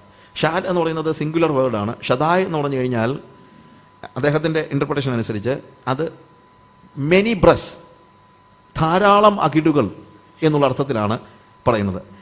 എൽ ഷദായ് എന്ന് പറഞ്ഞു കഴിഞ്ഞാൽ I M A God who has many brass, പല അകിടുകളുള്ള, ധാരാളം അകിടുകളുള്ള ഒരു ദൈവമാണ് ഞാൻ. കാരണം അബ്രഹാമിനോട് സംസാരിക്കുമ്പോൾ അബ്രഹാമിന് മനസ്സിലാകുന്ന ഭാഷ വേണമല്ലോ സംസാരിക്കാൻ. അബ്രഹാമിൻ്റെ സമ്പത്ത് എന്താണ്? ശരിക്കും പറഞ്ഞു കഴിഞ്ഞാൽ അബ്രഹാം ബേസിക്കലി നമുക്കറിയാം അവരെ ഇടയന്മാരാണ്. അവരുടെ സമ്പത്ത് എന്ന് പറയുന്നത് പശുവിൻ്റെ അകിടിൽ നിന്ന് അല്ലെങ്കിൽ ആടിൻ്റെ അകിടിൽ നിന്ന്, പശുവിൻ്റെ അകിടിൽ നിന്ന് കിട്ടുന്ന പാലാണ് അവരുടെ സമ്പത്ത് എന്ന് പറയുന്നത്. അപ്പോൾ പശുവിനെ കറക്കുന്നവർക്കറിയാം, കറന്നിട്ടുള്ളവർക്കറിയാം, പശുവിനെ കറക്കുമ്പോഴത്തേക്ക് നമ്മൾ ഈ 4 ബ്രസ്റ്റും എന്ത് ചെയ്യുന്നു? കറന്ന് വരുന്നു. ഒരു പക്ഷേ നമ്മൾ 4 ബ്രസ്റ്റും കറന്ന് ഒരു പ്രാവശ്യം കറന്നു കഴിഞ്ഞിട്ട് പിന്നെ ഒന്നുകൂടെ കറന്നു വരുന്നു. അങ്ങനെ 2 പ്രാവശ്യം ഒന്ന് കറങ്ങി കഴിയുമ്പോഴത്തേക്ക് നമ്മൾ എന്ത് ചെയ്യും? Finally it is dried up. പിന്നെ പശുവിൻ്റെ അകിടിൽ നിന്ന് എന്തില്ല? പാല് കിട്ടുന്നില്ല. അപ്പം നമ്മൾ ചിലപ്പം ചിന്തിച്ച് കാണും, എടാ ഒരു 5-6 എണ്ണം കൂടെ ഉണ്ടായിരുന്നെങ്കിൽ നമുക്ക് കുറച്ച് പാലൂടെ കിട്ടിയാനേ നമ്മളങ്ങ് ചിന്തിച്ചു പോകും. പക്ഷേ എന്തോ ചെയ്യാനാ, പശുവിന് 4 അകിടേ ഉള്ളൂ. അപ്പോൾ പശുവിൻ്റെ അകിടിൽ നിന്ന് വരുന്ന പാലിന് എന്തുണ്ട്? ഒരു പരിധിയുണ്ട്. ഒത്തിരി അകിടുകൾ ഉണ്ടെങ്കിൽ വീണ്ടും നമുക്ക് എന്ത് ചെയ്യാൻ പറ്റും? കറന്നുകൊണ്ടിരിക്കാൻ പറ്റും. കർത്താവ് പറഞ്ഞത്, ഞാൻ എൽ ഷദായി ആണ്, I M A God with many brass. നീ എത്ര മിൽക്ക് ചെയ്താലും തീരാത്തതുപോലെ പിന്നെയും എനിക്ക് എൻ്റെ കയ്യിൽ സോഴ്സ് ഉണ്ട്. I M A God who has many brass, അനേക അകിടുകളുള്ള. നീ കറന്നോ, നീ എത്ര വേണമെങ്കിലും കറന്നോ, നീ എത്ര കറന്നാലും I am an all sufficient God, സർവത്തിനും മതിയായവനായ. നീ പിന്നെ എന്തിനാ പൈസയെക്കുറിച്ച് ആലോചിക്കുന്നത്? ഞാനാണ് നിന്റെ പ്രതിഫലം. If I am with you, why you are worrying about money? If I am with you, why you are worrying about resources? If I am with you, why you are worrying about your future? I have all the things that you need. നിനക്ക് ആവശ്യമുള്ളതെല്ലാം എൻ്റെ കയ്യിലുണ്ട്. നീ milk ചെയ്താൽ മതി, വേറെ ഒന്നും വേണ്ട. അതാത് സമയത്ത് നിനക്ക് ആവശ്യമുള്ളതെല്ലാം നിനക്ക് തരാനായിട്ടുള്ള ദൈവം. അതാണ് he is an all sufficient God. ഞാൻ നിന്റെ പ്രതിഫലമാണ്. ഒരുപക്ഷെ നമ്മളുടെ ഒക്കെ കാലഘട്ടത്തിൽ കർത്താവ് സംസാരിക്കുകയാണെങ്കിൽ പശുവിൻ്റെ അകിടൊന്നും നമുക്കിന്ന് ഒരു സമ്പന്നതയോ മറ്റുള്ള കാര്യമായിട്ടോ നമുക്കറിയത്തില്ല. ചിലപ്പോൾ നമ്മൾ പറയുന്നത് I M A God with many ATMs. ചിലപ്പോൾ ATMിൽ പൈസ എടുക്കാൻ ചെല്ലുമ്പോഴത്തേക്ക് അവിടെ മണി എന്ത് ചെയ്യുന്നു? Dried up. എത്രയോ സമയം നോർത്ത് ഇന്ത്യയിലൊക്കെ ചിലപ്പോൾ ചെല്ലുമ്പോൾ പൈസ ഇല്ല, ATMിന് അത് പൈസ ഇല്ല. എന്തൊരു കഷ്ടമാണെന്ന് ആലോചിച്ച് നോക്കി. പക്ഷേ കർത്താവ് പറയാ, ഒരു ATMിൽ പൈസ ഇല്ലെങ്കിൽ അടുത്ത ATMിൽ, അവിടെ ഇല്ലെങ്കിൽ അടുത്തത്. നിനക്ക് ആവശ്യമുള്ളത് അവിടെ തന്നെയുണ്ട്. അങ്ങനെ ഉണ്ടെങ്കിൽ പിന്നെ എന്തിനാണ് ഇതെല്ലാം കൂടെ സൂക്ഷിച്ചുകൊണ്ട് പോകുന്നത്? ഞാൻ പണ്ട് ഈ ATM കാർഡൊന്നും ഇല്ലാതിരുന്ന കാലഘട്ടത്തിൽ നോർത്ത് ഇന്ത്യക്കൊക്കെ പോകുമ്പോൾ വടക്കേ ഇന്ത്യയിലെ മിഷണറിമാരൊക്കെ ഒത്തിരി പേരുണ്ടല്ലോ. ഞാനിവിടുന്ന് ബൾക്കായിട്ട് മണിയും കൊണ്ടുപോകും. പക്ഷേ ഇപ്പം ഞാൻ പോകുമ്പോൾ എൻ്റെ കയ്യിൽ 500 രൂപ പോലും കാണുമെന്ന് എനിക്കറിയത്തില്ല. കാര്യം എന്തിനാ? വേറെ സാധനം എൻ്റെ ഉണ്ട്. എന്താണ്? ATM കാർഡ് മതിയല്ലോ. ഇവിടെ പോയാലും ആഫ്രിക്കയിൽ പോയാലും എല്ലാം നമുക്ക് ഒരു കാർഡ് കയ്യിലുണ്ടെങ്കിൽ ലോകത്തിലൂടെ ചെന്ന് കഴിഞ്ഞാലും എന്തുണ്ട്? നമുക്ക് സോഴ്സ് ഉണ്ട്. ഒരു കാർഡ് നമ്മുടെ ഒരു സോഴ്സാണ് എന്ന് പറഞ്ഞതുപോലെ കർത്താവ് പറയാണ്, നീ ഇതൊന്നും കൂട്ടി വെക്കേണ്ട കാര്യമില്ല, ഇതും പൊതിഞ്ഞു കെട്ടിക്കൊണ്ട് നടക്കേണ്ട കാര്യമൊന്നുമില്ല. നിനക്ക് ആവശ്യമുള്ളപ്പോൾ. ഞാൻ എന്തിനാണ് ഇതെല്ലാം ഇവിടെ പൊതിഞ്ഞു കെട്ടിക്കൊണ്ട് നടക്കുന്നത്? ATM കാർഡ് കയ്യിലില്ലാത്തവനാണ് എന്തോ ചെയ്യുന്നത്? ഇതെല്ലാം കൂടെ ഗ്രാബ് ചെയ്തുകൊണ്ട് നടക്കുന്നത്. ATM കാർഡ് കയ്യിലുള്ളവൻ പറയുന്നത് ഐ ഡോണ്ട് കെയർ, എനിക്ക് എവിടെ ചെന്ന് കഴിഞ്ഞാലും അതാത് സമയത്ത് കാർഡ് ഇട്ട് കഴിഞ്ഞാൽ എനിക്ക് ആവശ്യത്തിനുള്ള പൈസ കിട്ടുന്നു. കർത്താവ് അന്ന് പറഞ്ഞ അന്നത്തെ വാക്ക് വെച്ച് നോക്കുമ്പോൾ I M A God with many brass, I M N all sufficient God. ഞാൻ സർവത്തിനും മതിയായവനായ ദൈവമാണ് എന്നത്ര കൃത്യതയോടുകൂടെ കർത്താവ് പഠിപ്പിക്കുന്നുവെന്ന് നിങ്ങളൊന്ന് ആലോചിച്ച് നോക്കുക. നമ്മുടെ ജീവിതത്തിൽ ഈ ഒരു ബോധ്യമുണ്ടെങ്കിൽ പിന്നെ നമുക്ക് ഭയമുണ്ടാകത്തില്ല. അവനാണ് നമ്മുടെ പരിചയം എന്നുള്ള ഒരു ബോധ്യം. പ്രിയമുള്ളവരെ, അവനെ വെട്ടിപ്പൊളിച്ചേച്ച് നമ്മളെ സ്പർശിക്കാൻ ആർക്കും കഴിയുകയില്ല. He is our shield. ആ ഒരു ബോധ്യം നമുക്കുണ്ടെങ്കിൽ നമ്മൾ ഒരിക്കലും ഭീതിയുള്ളവരാവുകയില്ല. എന്തുകൊണ്ടാണ് മനുഷ്യൻ ഭീതിയുള്ളവനാകുന്നത്? യഹോവ എൻ്റെ പരിചയമാണെന്നുള്ള ബോധ്യം നമുക്കില്ലാത്തത് കൊണ്ടാണ്. എന്തുകൊണ്ടാണ് നമ്മൾ ഭാവിയെക്കുറിച്ച് ആകുലചിത്തരാകുന്നത്? അവൻ ഓൾ സഫിഷ്യന്റ് ഗോഡ് ആണെന്നുള്ള ദൈവ വാഗ്ദത്തം നമ്മൾ മനസ്സിലാക്കാത്തത് കൊണ്ടാണ് പല സമയത്തും നമുക്ക് ഈ പാളിച്ച ഉണ്ടാകുന്നത്. അതുകൊണ്ട് കർത്താവ് പറഞ്ഞു, ഡോണ്ട് വറി അബൌട്ട് ഇറ്റ്. നീ അതിനെക്കുറിച്ച് പ്രയാസപ്പെടേണ്ട കാര്യം ഇല്ല. നീ 318 അഭ്യാസികളെ കൂടെ പറഞ്ഞു വിട്ടേരെ, അവരും നിനക്ക് ആവശ്യമില്ല. കാര്യം നിന്നെ സംരക്ഷിക്കാൻ ഇനിയും പടയാളികൾ ആവശ്യമില്ല. നിന്നെ സംരക്ഷിക്കുവാൻ, നിനക്ക് മുന്നോട്ട് പോകുവാൻ നിനക്ക് സോദോമിൻ്റെ സമ്പന്നത ആവശ്യമില്ല. നിനക്ക് എന്ത് മതി? ഞാൻ നിന്റെ പരിചയമാണ്, ഞാൻ നിന്റെ പ്രതിഫലമാണ്. പ്രിയമുള്ളവരെ, ഇതൊക്കെ മനസ്സിലാക്കുമ്പോഴാണ് ദൈവരാജ്യം നമുക്ക് എൻജോയ് ചെയ്യാൻ പറ്റുന്നത്. അല്ലെങ്കിൽ നമുക്ക് എൻജോയ്മെന്റ് ഇല്ല. അല്ലെങ്കിൽ നമ്മൾ ചിന്തിക്കുന്നത് എങ്ങനെ നടക്കും, എന്തായിത്തീരും. ഇതങ്ങനത്തെ ചിന്തയൊന്നുമില്ല. എങ്ങനെ നടക്കുമെന്നുള്ളതോ എന്തായി തീരുമെന്നോ എനിക്ക് ചിന്തയില്ല. കാര്യം അവൻ എൻ്റെ പരിചയം, അവൻ എൻ്റെ അതിമഹത്തായ പ്രതിഫലവുമാകുന്നു. അബ്രഹാം പറഞ്ഞു യെസ്. അബ്രഹാം പെട്ടെന്നാണ് കാര്യങ്ങൾ പഠിക്കുന്നത്. ഹീ ഈസ് എ സിമ്പിൾ മാൻ. അവൻ പറഞ്ഞു യെസ്. എന്നിട്ട് പറയാണ് രണ്ടാമത്തെ വാക്യത്തിൽ, അതിന് അബ്രഹാം, കർത്താവായ യഹോവേ, നീ എനിക്ക് എന്ത് തരും? ഞാൻ മക്കളില്ലാത്തവനായി നടക്കുന്നുവല്ലോ. എൻ്റെ അവകാശി ദമ്മശേക്കുകാരനായി എലിയാസർ അത്രേ എന്ന് പറഞ്ഞു. നീ എനിക്ക് സന്തതിയെ തന്നിട്ടില്ല. എൻ്റെ വീട്ടിൽ ജനിച്ച ദാസൻ എൻ്റെ അവകാശിയാകുന്നുവെന്ന് അബ്രഹാം പറഞ്ഞു. അബ്രഹാം പറഞ്ഞു, ശരിയാ കർത്താവേ, ഐ അണ്ടർസ്റ്റാൻഡ്. നീ എനിക്ക് സംരക്ഷണം തരും, നീ എനിക്ക് സമ്പന്നത തരും, എനിക്ക് ആവശ്യമുള്ളതെല്ലാം നീ തരും, അതെല്ലാം മനസ്സിലാക്കി. പക്ഷേ ആർക്കാ ഇതൊക്കെ? നീ എന്നോട് വാഗ്ദത്തം ചെയ്തപ്പോൾ ദേശം തരുമെന്ന് പറഞ്ഞു, നീ പറഞ്ഞെടുത്തോളാൻ പറഞ്ഞു. പക്ഷെ ആർക്കാ ദേശം? ആർക്ക് വേണ്ടിയാ ഇതൊക്കെ? എനിക്ക് മക്കളില്ലല്ലോ. അതിന് മുമ്പ് നമ്മൾ ഓർക്കണ്ട, ഇവിടെ കർത്താവിനെ അബ്രഹാം വിളിക്കുന്നത്, അതിന് അബ്രഹാം കർത്താവായ യഹോവേ. ഈ വാക്ക് വളരെ സ്പെസിഫിക് ആയിട്ട് ഞാൻ പെട്ടെന്ന് ശ്രദ്ധിക്കുന്നുണ്ടായി. ഫസ്റ്റ് ടൈമാണ് അബ്രഹാം ദൈവത്തെ രണ്ടുപേരും കൂടെ ഒരുമിച്ച് വിളിക്കുന്നത്, കർത്താവായ യഹോവേ. നേരത്തെ ഒക്കെ അവൻ കർത്താവെന്ന് വിളിക്കുന്നുണ്ട്, പക്ഷേ ഇപ്പോൾ അവൻ വിളിക്കുന്നത് കർത്താവായ യഹോവേ, യാഹ്വേ ആൻഡ് ലോർഡ്. ഇത് രണ്ടും കൂടെ ഒരുമിച്ച് ഇവൻ പറയുന്നത് വലിയ ഒരു ഫെയ്ത്ത് അഫർമേഷനാണ്, അവൻ്റെ വലിയ ഒരു വിശ്വാസ പ്രഖ്യാപനമാണ് ശരിക്കും. എന്താണ് ഈ വാക്യങ്ങളുടെ അർത്ഥം? ഒന്ന്, യാഹ്വേ എന്ന് അവൻ പറയുമ്പോഴത്തേക്ക് അതിൻ്റെ അർത്ഥം, യാഹ്വേ എന്നുള്ള വാക്കിൻ്റെ അർത്ഥം നിങ്ങൾക്കറിയാം, I am who I am എന്ന് പറയുന്നതിൻ്റെ ഒരു, അല്ലെങ്കിൽ ഞാൻ ആകുന്നവൻ എന്നുള്ളതാണ് യാഹ്വേ എന്നുള്ള വാക്കിന് സ്പെസിഫിക് ആയിട്ട്. നിലനിൽക്കുന്നവൻ, സനാതനനായവൻ, മാറ്റമില്ലാത്തവൻ, എന്നേക്കും നിലനിൽക്കുന്നവൻ. Is God. അവൻ ദൈവമാണ്, അവൻ നിത്യനായ ദൈവമാണ് Yahweh. I am who I am. വയാഹ് എന്ന് പറയുന്ന ഒരു ധാതുവിൽ നിന്നാണ് ശരിക്കും ആ വാക്കുണ്ടായിരിക്കുന്നത്, യാഹ്വേ. ആ യാഹ്വേ എന്ന് പറയുമ്പോൾ ഹി ഈസ് ഗാഡ്, അവൻ നിലനിൽക്കുന്നവനായ ദൈവമാണ്, സകലത്തിൻ്റെയും സൃഷ്ടാവാണ്, എല്ലാ അർത്ഥവും അതിനകത്ത് വരുന്നുണ്ട്. പക്ഷെ കർത്താവ് എന്ന് പറയുമ്പോഴത്തേക്ക്, അഡോണായി എന്ന് പറയുമ്പോഴത്തേക്ക് ഉടമസ്ഥൻ എന്നാണ് അർത്ഥം. കർത്താവ് എന്ന് പറയുമ്പോൾ ആരാണ്? നീ എൻ്റെ ഉടമസ്ഥനാണ്. ഇത് രണ്ടും കൂടെ ചേർത്ത് പറയുമ്പോഴാണ് വിശ്വാസ പ്രഖ്യാപനം പൂർണ്ണമായി മാറുന്നത്. നമ്മൾ മനസ്സിലാക്കണം, അവൻ യാഹ്വയാണ്, അവൻ ഓൾ പവർഫുൾ, ഓൾ സഫീഷ്യന്റ് ഗാഡാണ്. അവൻ എല്ലാം, അവന് കഴിയാത്തതായിട്ടൊന്നും ലോകത്തിലില്ല. ഇതെല്ലാം ശരിയാണ്, അതെല്ലാം അവൻ്റെ ഭാഗത്തു നിന്ന് ശരിയാണ്. യാഹ്വേ എന്ന് പറയുമ്പോൾ ദൈവത്തിൻ്റെ ബീയിങ് അതുപോലെ നമ്മുടെ മുമ്പിൽ വന്ന് നിൽക്കുകയാണ്. പക്ഷേ കർത്താവ് എന്ന് പറയുമ്പോൾ ദൈവത്തിൻ്റെ ബീയിങ് മാത്രമല്ല അവിടെ മുമ്പിൽ വന്ന് നിൽക്കുന്നത്, നമുക്ക് അവനുമായിട്ടുള്ള റിലേഷനാണ് വന്ന് നിൽക്കുന്നത്. യാഹ്വേ എന്ന് പറയുമ്പോൾ ദൈവത്തിൻ്റെ ബീയിങ്ങിൻ്റെ പ്രതിഫലനമാണ് യാഹ്വേ, അവൻ്റെ ഭാഗത്തു നിന്ന് ഗാഡ്. പക്ഷെ ഗാഡ് എന്നൊരാൾ വിളിക്കുമ്പോൾ റിലേഷൻ ഉണ്ടാകണമെന്ന് നിർബന്ധമൊന്നും ഇല്ല. പക്ഷേ കർത്താവെ എന്ന് വിളിക്കുമ്പോൾ അവിടെ ദൈവത്തിൻ്റെ ബീയിങ് മാത്രമല്ല, എന്തുകൊണ്ട്? എനിക്ക് ദൈവമായിട്ടുള്ള റിലേഷനുണ്ട്, ബന്ധം. ആ റിലേഷൻ ഇല്ലാതെ നമ്മുടെ ആരാധന പൂർണ്ണമല്ല, നമ്മുടെ ഫെയ്ത്ത് അഫർമേഷൻ പൂർണ്ണമല്ല, ഒന്നുമല്ല. ഇവിടെ എന്താണ്?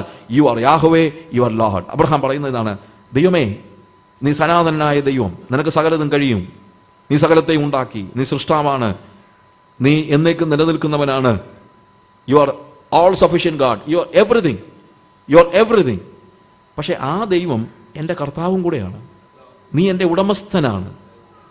അങ്ങനെ ഉടമസ്ഥനാണ് എന്ന് ഏറ്റുപറയുന്ന അനുഭവത്തിൽ ശരിക്കും ദൈവം കർത്താവായി തീരുമ്പോഴാണ് ആരാധന ഉണ്ടാവുന്നത്. ദൈവത്തെ ആരാധിക്കുന്നതിൻ്റെ ഏറ്റവും കൺസൈസ്ഡ് ആയിട്ടുള്ള ഒരു ഭാഗം പുതിയ നിയമത്തിൽ നമ്മൾ കാണുന്നുണ്ട്. തോമസ് അവനോട് പറയുന്ന കാര്യം, എൻ്റെ ദൈവവും എൻ്റെ കർത്താവുമായുള്ളവേ, മൈ ലോർഡ് മൈ ഗാഡ്. എൻ്റെ ദൈവവും എൻ്റെ കർത്താവും. പലർക്കും ദൈവം മാത്രമാണ്, കർത്താവായിട്ടില്ല. പക്ഷേ പുതിയ നിയമത്തിൻ്റെ കാതലായ തത്വം എന്താണെന്ന് ചോദിച്ചാൽ, ദൈവമായവൻ നമ്മുടെ കർത്താവാകണമെന്നുള്ളതാണ്. ഇന്നത്തെ ഒരു വലിയ പ്രശ്നം തന്നെ സഭയിൽ ഉണ്ടായിരിക്കുന്നത് എന്താണെന്നറിയാമോ? സഭയുടെ വളർച്ചയുടെയൊക്കെ വലിയ പ്രോബ്ലം എന്ന് പറയുന്നത്, യേശു ക്രിസ്തുവിൻ്റെ കർത്തൃത്വത്തെക്കുറിച്ച് നമ്മൾ പഠിപ്പിക്കുന്നില്ല. യേശു ക്രിസ്തുവിൻ്റെ ദൈവത്വത്തെക്കുറിച്ച് നമ്മൾ പറയുന്നുണ്ട്. ദൈവം സർവശക്തനാണ്, അവൻ നിനക്ക് എന്തും തരും, അവൻ എന്തും ചെയ്യാൻ കഴിയും എന്നൊക്കെ പറയുന്നുണ്ട്. അവൻ നിന്റെ രോഗം മാറ്റും, നിന്റെ കടം മാറ്റും, എല്ലാം അവന് ചെയ്യാൻ കഴിയും. Very good. That is only one side, or ഒരു പാർഷ്യൽ റെവലേഷനാണ് ദൈവത്തിന് നമുക്കെല്ലാം നമുക്ക് തരാൻ കഴിയുമെന്ന് പറയുന്നത്. പക്ഷെ എപ്പോഴാണ് ആ റെവലേഷൻ പൂർണ്ണമാകുന്നത്? നിനക്കെല്ലാം തരാൻ കഴിയുന്ന ദൈവത്തോട് നീയാണ് എൻ്റെ ഉടമസ്ഥൻ എന്ന് കർത്തൃത്വം ഏറ്റുപറയുമ്പോഴാണ്, യേശുവിനെ കർത്താവാക്കുമ്പോഴാണ്. ഡിസൈപ്പിൾഷിപ്പിനെ കുറിച്ചുള്ള CD-യിൽ ആ മെസ്സേജിൽ ഞാൻ യേശു ക്രിസ്തുവിൻ്റെ കർത്തൃത്വം എന്ന വിഷയത്തെക്കുറിച്ച് വളരെ വിശദമായിട്ട് പ്രതിപാദിച്ചിട്ടുണ്ട്. അതുകൊണ്ട് ഞാൻ ആ ഭാഗത്തേക്ക് കടക്കുന്നില്ല. പക്ഷേ ഒറ്റ കാര്യം നമ്മൾ ഓർക്കണം, ഇന്ന് സഭയുടെ ഒരു വലിയ പാളിച്ച യേശുവിനെ കർത്താവാക്കുന്നവരുടെ സംഖ്യ കുറഞ്ഞുകൊണ്ടിരിക്കുകയാണ്. കർത്താവാക്കി കഴിഞ്ഞാൽ പിന്നീട് അവൻ്റെ സകല കാര്യങ്ങളും തീരുമാനിക്കുന്നത് ആരാണ്? കർത്താവാണ്. കർത്തൃത്വം അവനെ ഏൽപ്പിക്കുകയാണ്. പിന്നെ എനിക്ക് സ്വന്തമായിട്ട് ഒരു കാര്യത്തെക്കുറിച്ചും തീരുമാനമെടുക്കാനായിട്ട് കഴിയത്തില്ല. അങ്ങനെ അബ്രഹാം പറയുകയാണ്, I understand that you are God and I call you my Lord. കർത്താവെ, നീ സർവശക്തനായ ദൈവമാണെന്ന് ഞാൻ മനസ്സിലാക്കുന്നു, നീ എൻ്റെ ഉടമസ്ഥനാണെന്ന് ഞാൻ മനസ്സിലാക്കുന്നു. എന്നാലും ഒന്ന് ചോദിച്ചോട്ടെ, ഞാൻ ഉടമസ്ഥാവകാശം നിനക്ക് തന്നു, നീ എനിക്ക് എപ്പോഴും പ്രോമിസസ് ഒക്കെ തന്നുകൊണ്ടിരിക്കുന്നു. ആർക്ക് വേണ്ടി ഇതൊക്കെ? 12-ാം അധ്യായത്തിൽ നീ എന്നോട് പറഞ്ഞ കാര്യങ്ങൾ ഞാൻ ഓർക്കുന്നു. ഞാൻ നിന്നെ അനുഗ്രഹിച്ച് നിന്നെ ഞാൻ ഒരു മഹത്തായ, I will make you a great nation. എവിടെ? I will give you a name. ഞാൻ നിനക്കൊരു പേരുണ്ടാക്കി തരും. I will make your name great. നിന്റെ പേര് വലുതാക്കും. നീ മുഖാന്തരം ലോകത്തിലെ സകല ജാതികളും അനുഗ്രഹിക്കപ്പെടും. എവിടെ ബാക്കിയുള്ളതൊക്കെ? നീ എനിക്ക് ദേശം തന്നു. ആർക്ക് വേണ്ടിയാണ് ദേശം? നീ ഇപ്പം എന്നോട് പറയുന്നു നീ ഓൾ സഫിഷ്യൻറ്റ് ഗോഡ് ആണെന്ന്. മനസ്സിലായി, എനിക്ക് മനസ്സിലായി. പക്ഷെ ആർക്ക് വേണ്ടിയാണ്? നീ നിന്റെ പ്രോമിസിലെ രണ്ടാമത്തെ കാര്യം എന്തിയേ? സന്തതി എന്തിയേ? ഒരു കാര്യം ഞാൻ പറയാം, ദൈവത്തിൻ്റെ പ്രോമിസ് ദൈവത്തിൻ്റെ സമയത്ത് ചെയ്യുന്നത്, ദൈവം പറഞ്ഞ കാര്യങ്ങൾ അവൻ തീർച്ചയായിട്ടും ചെയ്യും. അവൻ്റെ വാഗ്ദത്തം അവൻ നിർവഹിക്കും. പക്ഷെ എന്ന്, എപ്പോൾ എന്നുള്ള കാര്യത്തിന് നമുക്കൊരു പക്ഷേ ഉത്തരം പറയാനായിട്ട് കഴിയില്ല. ദൈവം ദേശം കൊടുക്കുമെന്ന് പറഞ്ഞാൽ കൊടുക്കും. എന്നാ അത് കൊടുക്കുന്നത്? ഒരുപക്ഷെ പുതുവാന ഭൂമിയിലായിരിക്കും അവൻ കൊടുക്കുന്നത്. അത് നമുക്ക് പലപ്പോഴും വിശ്വസിക്കാനോ ചിന്തിക്കാനോ കഴിയുന്നില്ല. അബ്രഹാമിൻ്റെ സന്തതിക്ക് ഇന്നുവരെയും അവന് പ്രോമിസ് ചെയ്ത ദേശം കിട്ടിയിട്ടില്ലെന്ന് നിങ്ങൾ മനസ്സിലാക്കണം. അതെന്നായിരിക്കും കിട്ടുന്നത്? അബ്രഹാമിൻ്റെ യഥാർത്ഥ സന്തതികളായ നമുക്ക് വേണ്ടി അവനത് ഒരുക്കി വെച്ചിരിക്കായിരിക്കാം. ആണ്. അവൻ തരുമ്പോൾ തന്നാൽ മതി. എന്നാൽ അവൻ്റെ പ്രോമിസ് ഒരിക്കലും ഇല്ലാതെ വരുന്നില്ല എന്ന് തന്നെയല്ല, അവൻ്റെ പ്രോമിസ് നമുക്ക് പാർഷ്യലായിട്ട് മാത്രമേ നമുക്ക് ലഭിക്കുന്നുള്ളൂ അല്ലെങ്കിൽ മനസ്സിലാക്കുന്നുള്ളെങ്കിലും അതിൻ്റെ ബാക്കി വെച്ചിട്ടുണ്ട്. സൈർ ആഫ്രിക്കയിലെ ഒരു രാജ്യമാണ്. സൈറിൽ ഒരു മിഷണറി താമസിക്കുന്നു. അവർ ഒത്തിരി കുഞ്ഞുങ്ങളെ എടുത്ത് വളർത്തുന്ന ഒരു സ്ത്രീയാണ്. ആ മിഷണറിയുടെ വീടിൻ്റെ മുമ്പ് ചിലപ്പം ഒരു പ്രാവശ്യം നോക്കിയപ്പോഴത്തേക്ക് ഒരു തള്ള മരിച്ചു കിടക്കുകയാണ്. എന്നാണ്, മുലകൂടി തുടങ്ങിയിട്ട് പോലുമില്ല. ജനിച്ച ഒരു കുഞ്ഞ്, ജനിച്ചതേ ഉള്ളൂ. ഇറ്റ്സ് ജസ്റ്റ് അവിടെ എവിടെയോ വെച്ച് പ്രസവിച്ചിട്ടും മണിക്കൂറുകൾ മാത്രമായ കുഞ്ഞ് ഇതിൻ്റെ സൈഡിലുണ്ട്. അതിൻ്റെ മൂത്ത കൊച്ച് അടുത്തിരുന്ന് കരയുകയാണ്. നിങ്ങൾക്ക് സംഭവം മനസ്സിലായല്ലോ, നടന്ന കാര്യമാണ് ഞാൻ പറയുന്നത്. സൈറിൽ ഈ സ്ത്രീ പെട്ടെന്ന് ഇത് കണ്ടിട്ട് അതായത് മിഷനറി ഇത് കണ്ടു കഴിഞ്ഞിട്ട് ഓടിച്ചെന്നിട്ട് ഈ സ്ത്രീയെ കുലുക്കി വിളിച്ച് നോക്കിയില്ല, അവർ മരിച്ചുപോയി. പ്രസവത്തോടു കൂടി അവർ ശരിക്കും പറഞ്ഞു കഴിഞ്ഞാൽ ബ്ലഡ് പോയിട്ട് അവർ മരിച്ചുപോയി. പക്ഷെ കുഞ്ഞിന് ജീവനുണ്ട്. കുഞ്ഞിങ്ങനെ പെതിയെ കരയുന്നുണ്ട്. കരയാനുള്ള ശക്തിയൊന്നും ആയിട്ടില്ല. അതിൻ്റെ മൂത്ത കൊച്ച്, 2-3 വയസ്സുള്ള ഒരു കൊച്ച് അതിൻ്റെ അടുത്തിരുന്ന് കരയുന്നുണ്ട്. അതിനെന്താ നടന്നെന്നുള്ളത് ശരിക്കും മനസ്സിലാകുന്നില്ല. അനാഥരായ ആളുകൾ പെട്ടെന്ന് തന്നെ ഈ കുഞ്ഞുങ്ങളെ രണ്ടുപേരെയും എടുത്തോണ്ട്, ഈ കൈക്കുഞ്ഞിനെയും ചോരക്കുഞ്ഞിനെയും മറ്റേ കുഞ്ഞിനെയും എടുത്തുകൊണ്ട് മിഷണറി അകത്ത് കയറി 10-50 കുഞ്ഞുങ്ങളെ അവർ വളർത്തുന്നുണ്ട്. അവിടെ കയറി പെട്ടെന്ന് തന്നെ പറഞ്ഞു, കുഞ്ഞുങ്ങളെല്ലാം വിളിച്ചിട്ട് പറഞ്ഞു, അവരെല്ലാം മമ്മി എന്നാണ് വിളിക്കുന്നത്. മമ്മി, അവർ കല്യാണം കഴിച്ചൊന്നുമല്ല, ആ സ്ത്രീയെ മമ്മി എന്നാണ് വിളിക്കുന്നത്. മമ്മി പെട്ടെന്ന് തന്നെ പറഞ്ഞു, മക്കളെ, ഇതൊരു വല്ലാത്തൊരു സ്റ്റേജിലാണ് നമ്മളിപ്പോൾ. ഈ കുഞ്ഞ് ജീവിക്കണമെങ്കിൽ ഇതിന് ശരിക്കും പറഞ്ഞാൽ ഈ സാഹചര്യത്തിൽ ഇതിനൊരു അറ്റ്ലീസ്റ്റ് ഒരു ഹോട്ട് വാട്ടർ ബാഗ് ഉണ്ടെങ്കിൽ എനിക്ക് ഏറ്റവും കുറഞ്ഞത് ഇതിനെ ഇത് രക്ഷിക്കാനായിട്ട് പറ്റും. അത് ഇന്ന് തന്നെ കിട്ടിയില്ലെങ്കിൽ ഒരു പക്ഷേ നമ്മുടെ ഇവിടുത്തെ കാലാവസ്ഥ വെച്ചുകൊണ്ട് ഈ കുഞ്ഞ് ചിലപ്പോൾ മരിച്ചു പോയിരിക്കും. അതുകൊണ്ട് നിങ്ങൾ എല്ലാവരും ഒന്ന് പ്രാർത്ഥിക്കും. പക്ഷേ ഒരു പോസിബിലിറ്റി കാണുന്നില്ല. സൈറിൽ ഇവർ താമസിക്കുന്ന പട്ടണത്തിലൊന്നും കടകളോ ഷോപ്പുകളോ മറ്റുള്ള കാര്യങ്ങളോ ഒന്നും, ഇത് ഒരു ഹോട്ട് വാട്ടർ ബാഗ് കിട്ടുന്ന കടകളൊന്നും അവിടെ ഇല്ല. അപ്പോൾ കുഞ്ഞുങ്ങളെല്ലാം കരഞ്ഞ് പ്രാർത്ഥിക്കാൻ തുടങ്ങി. അപ്പോൾ ഒരു കൊച്ചു പ്രാർത്ഥിച്ചു, കർത്താവേ, നിനക്കറിയാമല്ലോ ഇന്ന് ഈ കുഞ്ഞിനൊരു ഹോട്ട് വാട്ടർ ബാഗ് ഉണ്ടെങ്കിൽ ഇത് രക്ഷപ്പെടത്തുള്ളൂ എന്നറിയാമല്ലോ. അതുകൊണ്ട് ഇന്ന് തന്നെ നീ കുഞ്ഞിനൊരു ഹോട്ട് വാട്ടർ, നാളെ കിട്ടിയിട്ട് ഒരു കാര്യമില്ല കർത്താവേ, അത് ഇന്ന് തന്നെ തരണേ കർത്താവേ. പിന്നെ അത് അയക്കുന്ന കൂട്ടത്തിൽ ഈ മൂത്ത കൊച്ചു കരയുന്ന നീ കേട്ടല്ലോ, അതിനൊരു പാവയെ കൂടെ കൊടുത്തു വിടണേ കർത്താവേ. These are all simple prayers. ഇങ്ങനെയൊക്കെ പ്രാർത്ഥിക്കാൻ കഴിയുന്നതാണ് വാസ്തവത്തിൽ വലിയൊരു ഭാഗ്യമെന്ന് പറയുന്നത്. നിങ്ങൾക്കറിയാമോ എന്താ സംഭവിച്ചെന്ന്? കുറച്ച് കഴിഞ്ഞപ്പോൾ പോസ്റ്റ് ഓഫീസിൽ നിന്ന് ഒരു ആൾ അവിടെ വന്നിട്ട് പറഞ്ഞു, നിങ്ങൾക്കൊരു പാഴ്സൽ വന്നിട്ടുണ്ടെന്ന് പറഞ്ഞു. അപ്പോൾ അവർ പറഞ്ഞു, ഞാൻ പാഴ്സലിനൊന്നും, അവരൊന്നും സാധാരണ രീതിയിൽ മെഡിസിനും മറ്റും, ഇവരൊരു മെഡിക്കൽ മിഷണറിയാണ്, മെഡിസിനും മറ്റും പലപ്പോഴും ലണ്ടനിൽ നിന്ന് അങ്ങോട്ട് കയറ്റി അയക്കുകയൊക്കെ ചെയ്യാറുണ്ട്. പക്ഷേ അവർ മെഡിസിനൊന്നും അപ്ലൈ ചെയ്തിട്ടൊന്നുമില്ല. എന്താ സംഭവിച്ചത് എന്നറിയത്തില്ല. അത് 6 months മുമ്പ് അയച്ച ഒരു പാഴ്സലാണ്. നോക്കിയപ്പോഴത്തേക്ക് ലണ്ടനിലെ ഒരു സൺഡേ സ്കൂളിൽ അവർ പഴയ കാര്യങ്ങളൊക്കെ കളക്ട് ചെയ്തിട്ട് ഈ സ്ത്രീക്ക് 6 മാസം മുമ്പ് അയച്ച ഒരു പാഴ്സൽ അന്ന് ഉച്ചയായപ്പോൾ അവിടെ വന്നു. പക്ഷേ സൺഡേ സ്കൂളിലെ പിള്ളേർ അവരുടെ പഴയ ഉടുപ്പും മറ്റേതും മുടച്ചൊക്കെയാണ് അയച്ചത്. അപ്പോൾ ഈ പെൺകുട്ടികൾ പറഞ്ഞു, മമ്മി യു ജസ്റ്റ് ചെക്ക്, നമ്മൾ പ്രാർത്ഥിച്ചതല്ലേ. ഇവർ ഈ സാധനങ്ങളെല്ലാം പെട്ടെന്ന് വലിച്ചു പുറത്തിട്ട കൂട്ടത്തിൽ അതിനകത്തൊരു ഹോട്ട് വാട്ടർ ബാഗ് ഉണ്ട്. ഇവർ കർത്താവിനെ ഒത്തിരി സ്തുതിച്ചു. എന്നെ പ്രാർത്ഥിച്ച പെൺകൊച്ചു പറഞ്ഞ എന്നാണെന്നറിയാമോ, മമ്മി ഹോട്ട് വാട്ടർ ബാഗ് ഉണ്ടെങ്കിൽ അതിൻ്റെ കൂടെ പാവയുണ്ട്. ഹോട്ട് വാട്ടർ ബാഗ് ഉണ്ടെങ്കിൽ അതിൻ്റെ കൂടെ എന്തുകൊണ്ട് പാവയുമുണ്ട്.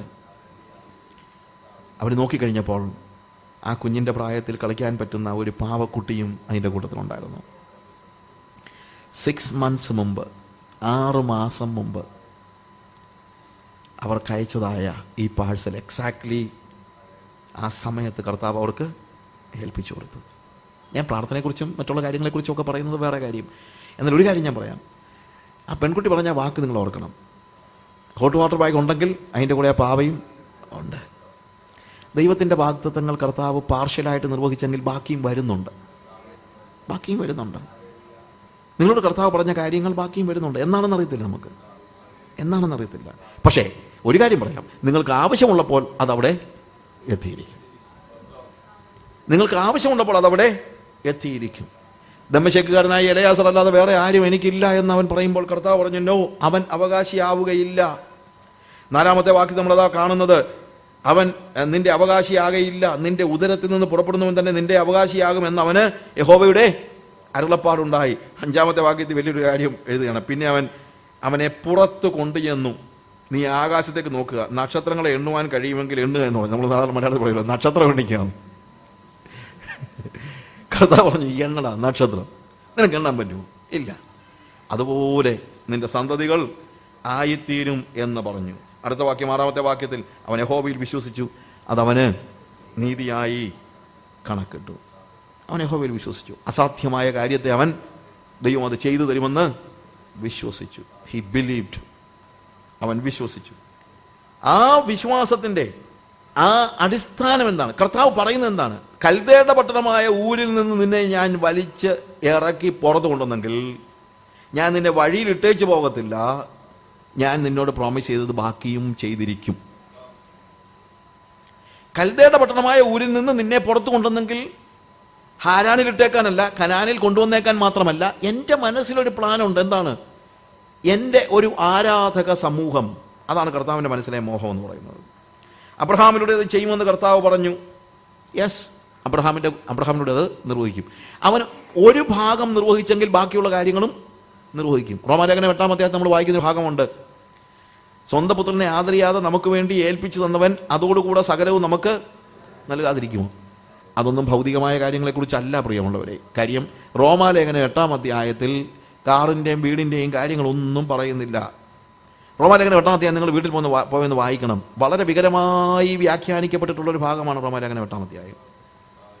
ഞാനിത് ഒത്തിരി സ്ഥലങ്ങളിൽ പറഞ്ഞിട്ടുണ്ട്. അതുപോലെ സങ്കടം കൊണ്ടങ്ങ് പറയുന്നതാണ്. ഒരു ദിവസം ടെലിവിഷൻ തുറന്നു വെച്ചപ്പോൾ, ഞങ്ങളുടെ വീട്ടിൽ ടെലിവിഷൻ ഒന്നുമില്ല, ഏതോ ഒരു വീട്ടിൽ വെച്ച് ടെലിവിഷൻ തുടങ്ങുമ്പോഴത്തേക്ക് ഒരു ഉപദേശി പ്രസംഗിക്കുന്നത് കേട്ടത്. ദുബായിക്കാരൻ ഒരു ഉപദേശി, എനിക്കറിയത്തൊന്നുമില്ല. സ്വന്തം പുത്രനെ ആദരിയാതെ നമുക്ക് വേണ്ടി ഏൽപ്പിച്ചു തന്നവൻ അതോടുകൂടെ ഇതൊക്കെയും ഒന്നുകൂടെ വായിച്ചാട്ടെ എല്ലാവരും. ഇതൊക്കെയും എന്താണ്? ഇതൊക്കെയും നിങ്ങൾ പുറത്തോട്ട് നോക്ക്. നിങ്ങൾ കാണുന്നത് എന്താണ്? നിങ്ങൾ കാറ് കാണുന്നുണ്ടോ? വീട് കാണുന്നോ? ഇതൊക്കെയും ഇവിടെ കാറും വീടും ഒക്കെ ഇതൊക്കെയും അവിടെ പറയുന്നത് എന്താണ്? സ്വന്തം പുത്രനെ ആദരി. അവിടെ മുകളിൽ പറഞ്ഞിരിക്കുന്ന ഭാഗങ്ങൾ വായിക്കാൻ നമുക്ക് മനസ്സിലാക്കാൻ കഴിയുന്ന ഒരു കാര്യമുണ്ട്. ആ ഭാഗം മുഴുവൻ പറയുന്നത് ദൈവം നമുക്ക് വേണ്ടി സ്വർഗത്തിൽ ഒരുക്കി വെച്ചിരിക്കുന്ന തേജസ്സിനെ കുറിച്ചാണ്. 8-ാം അധ്യായം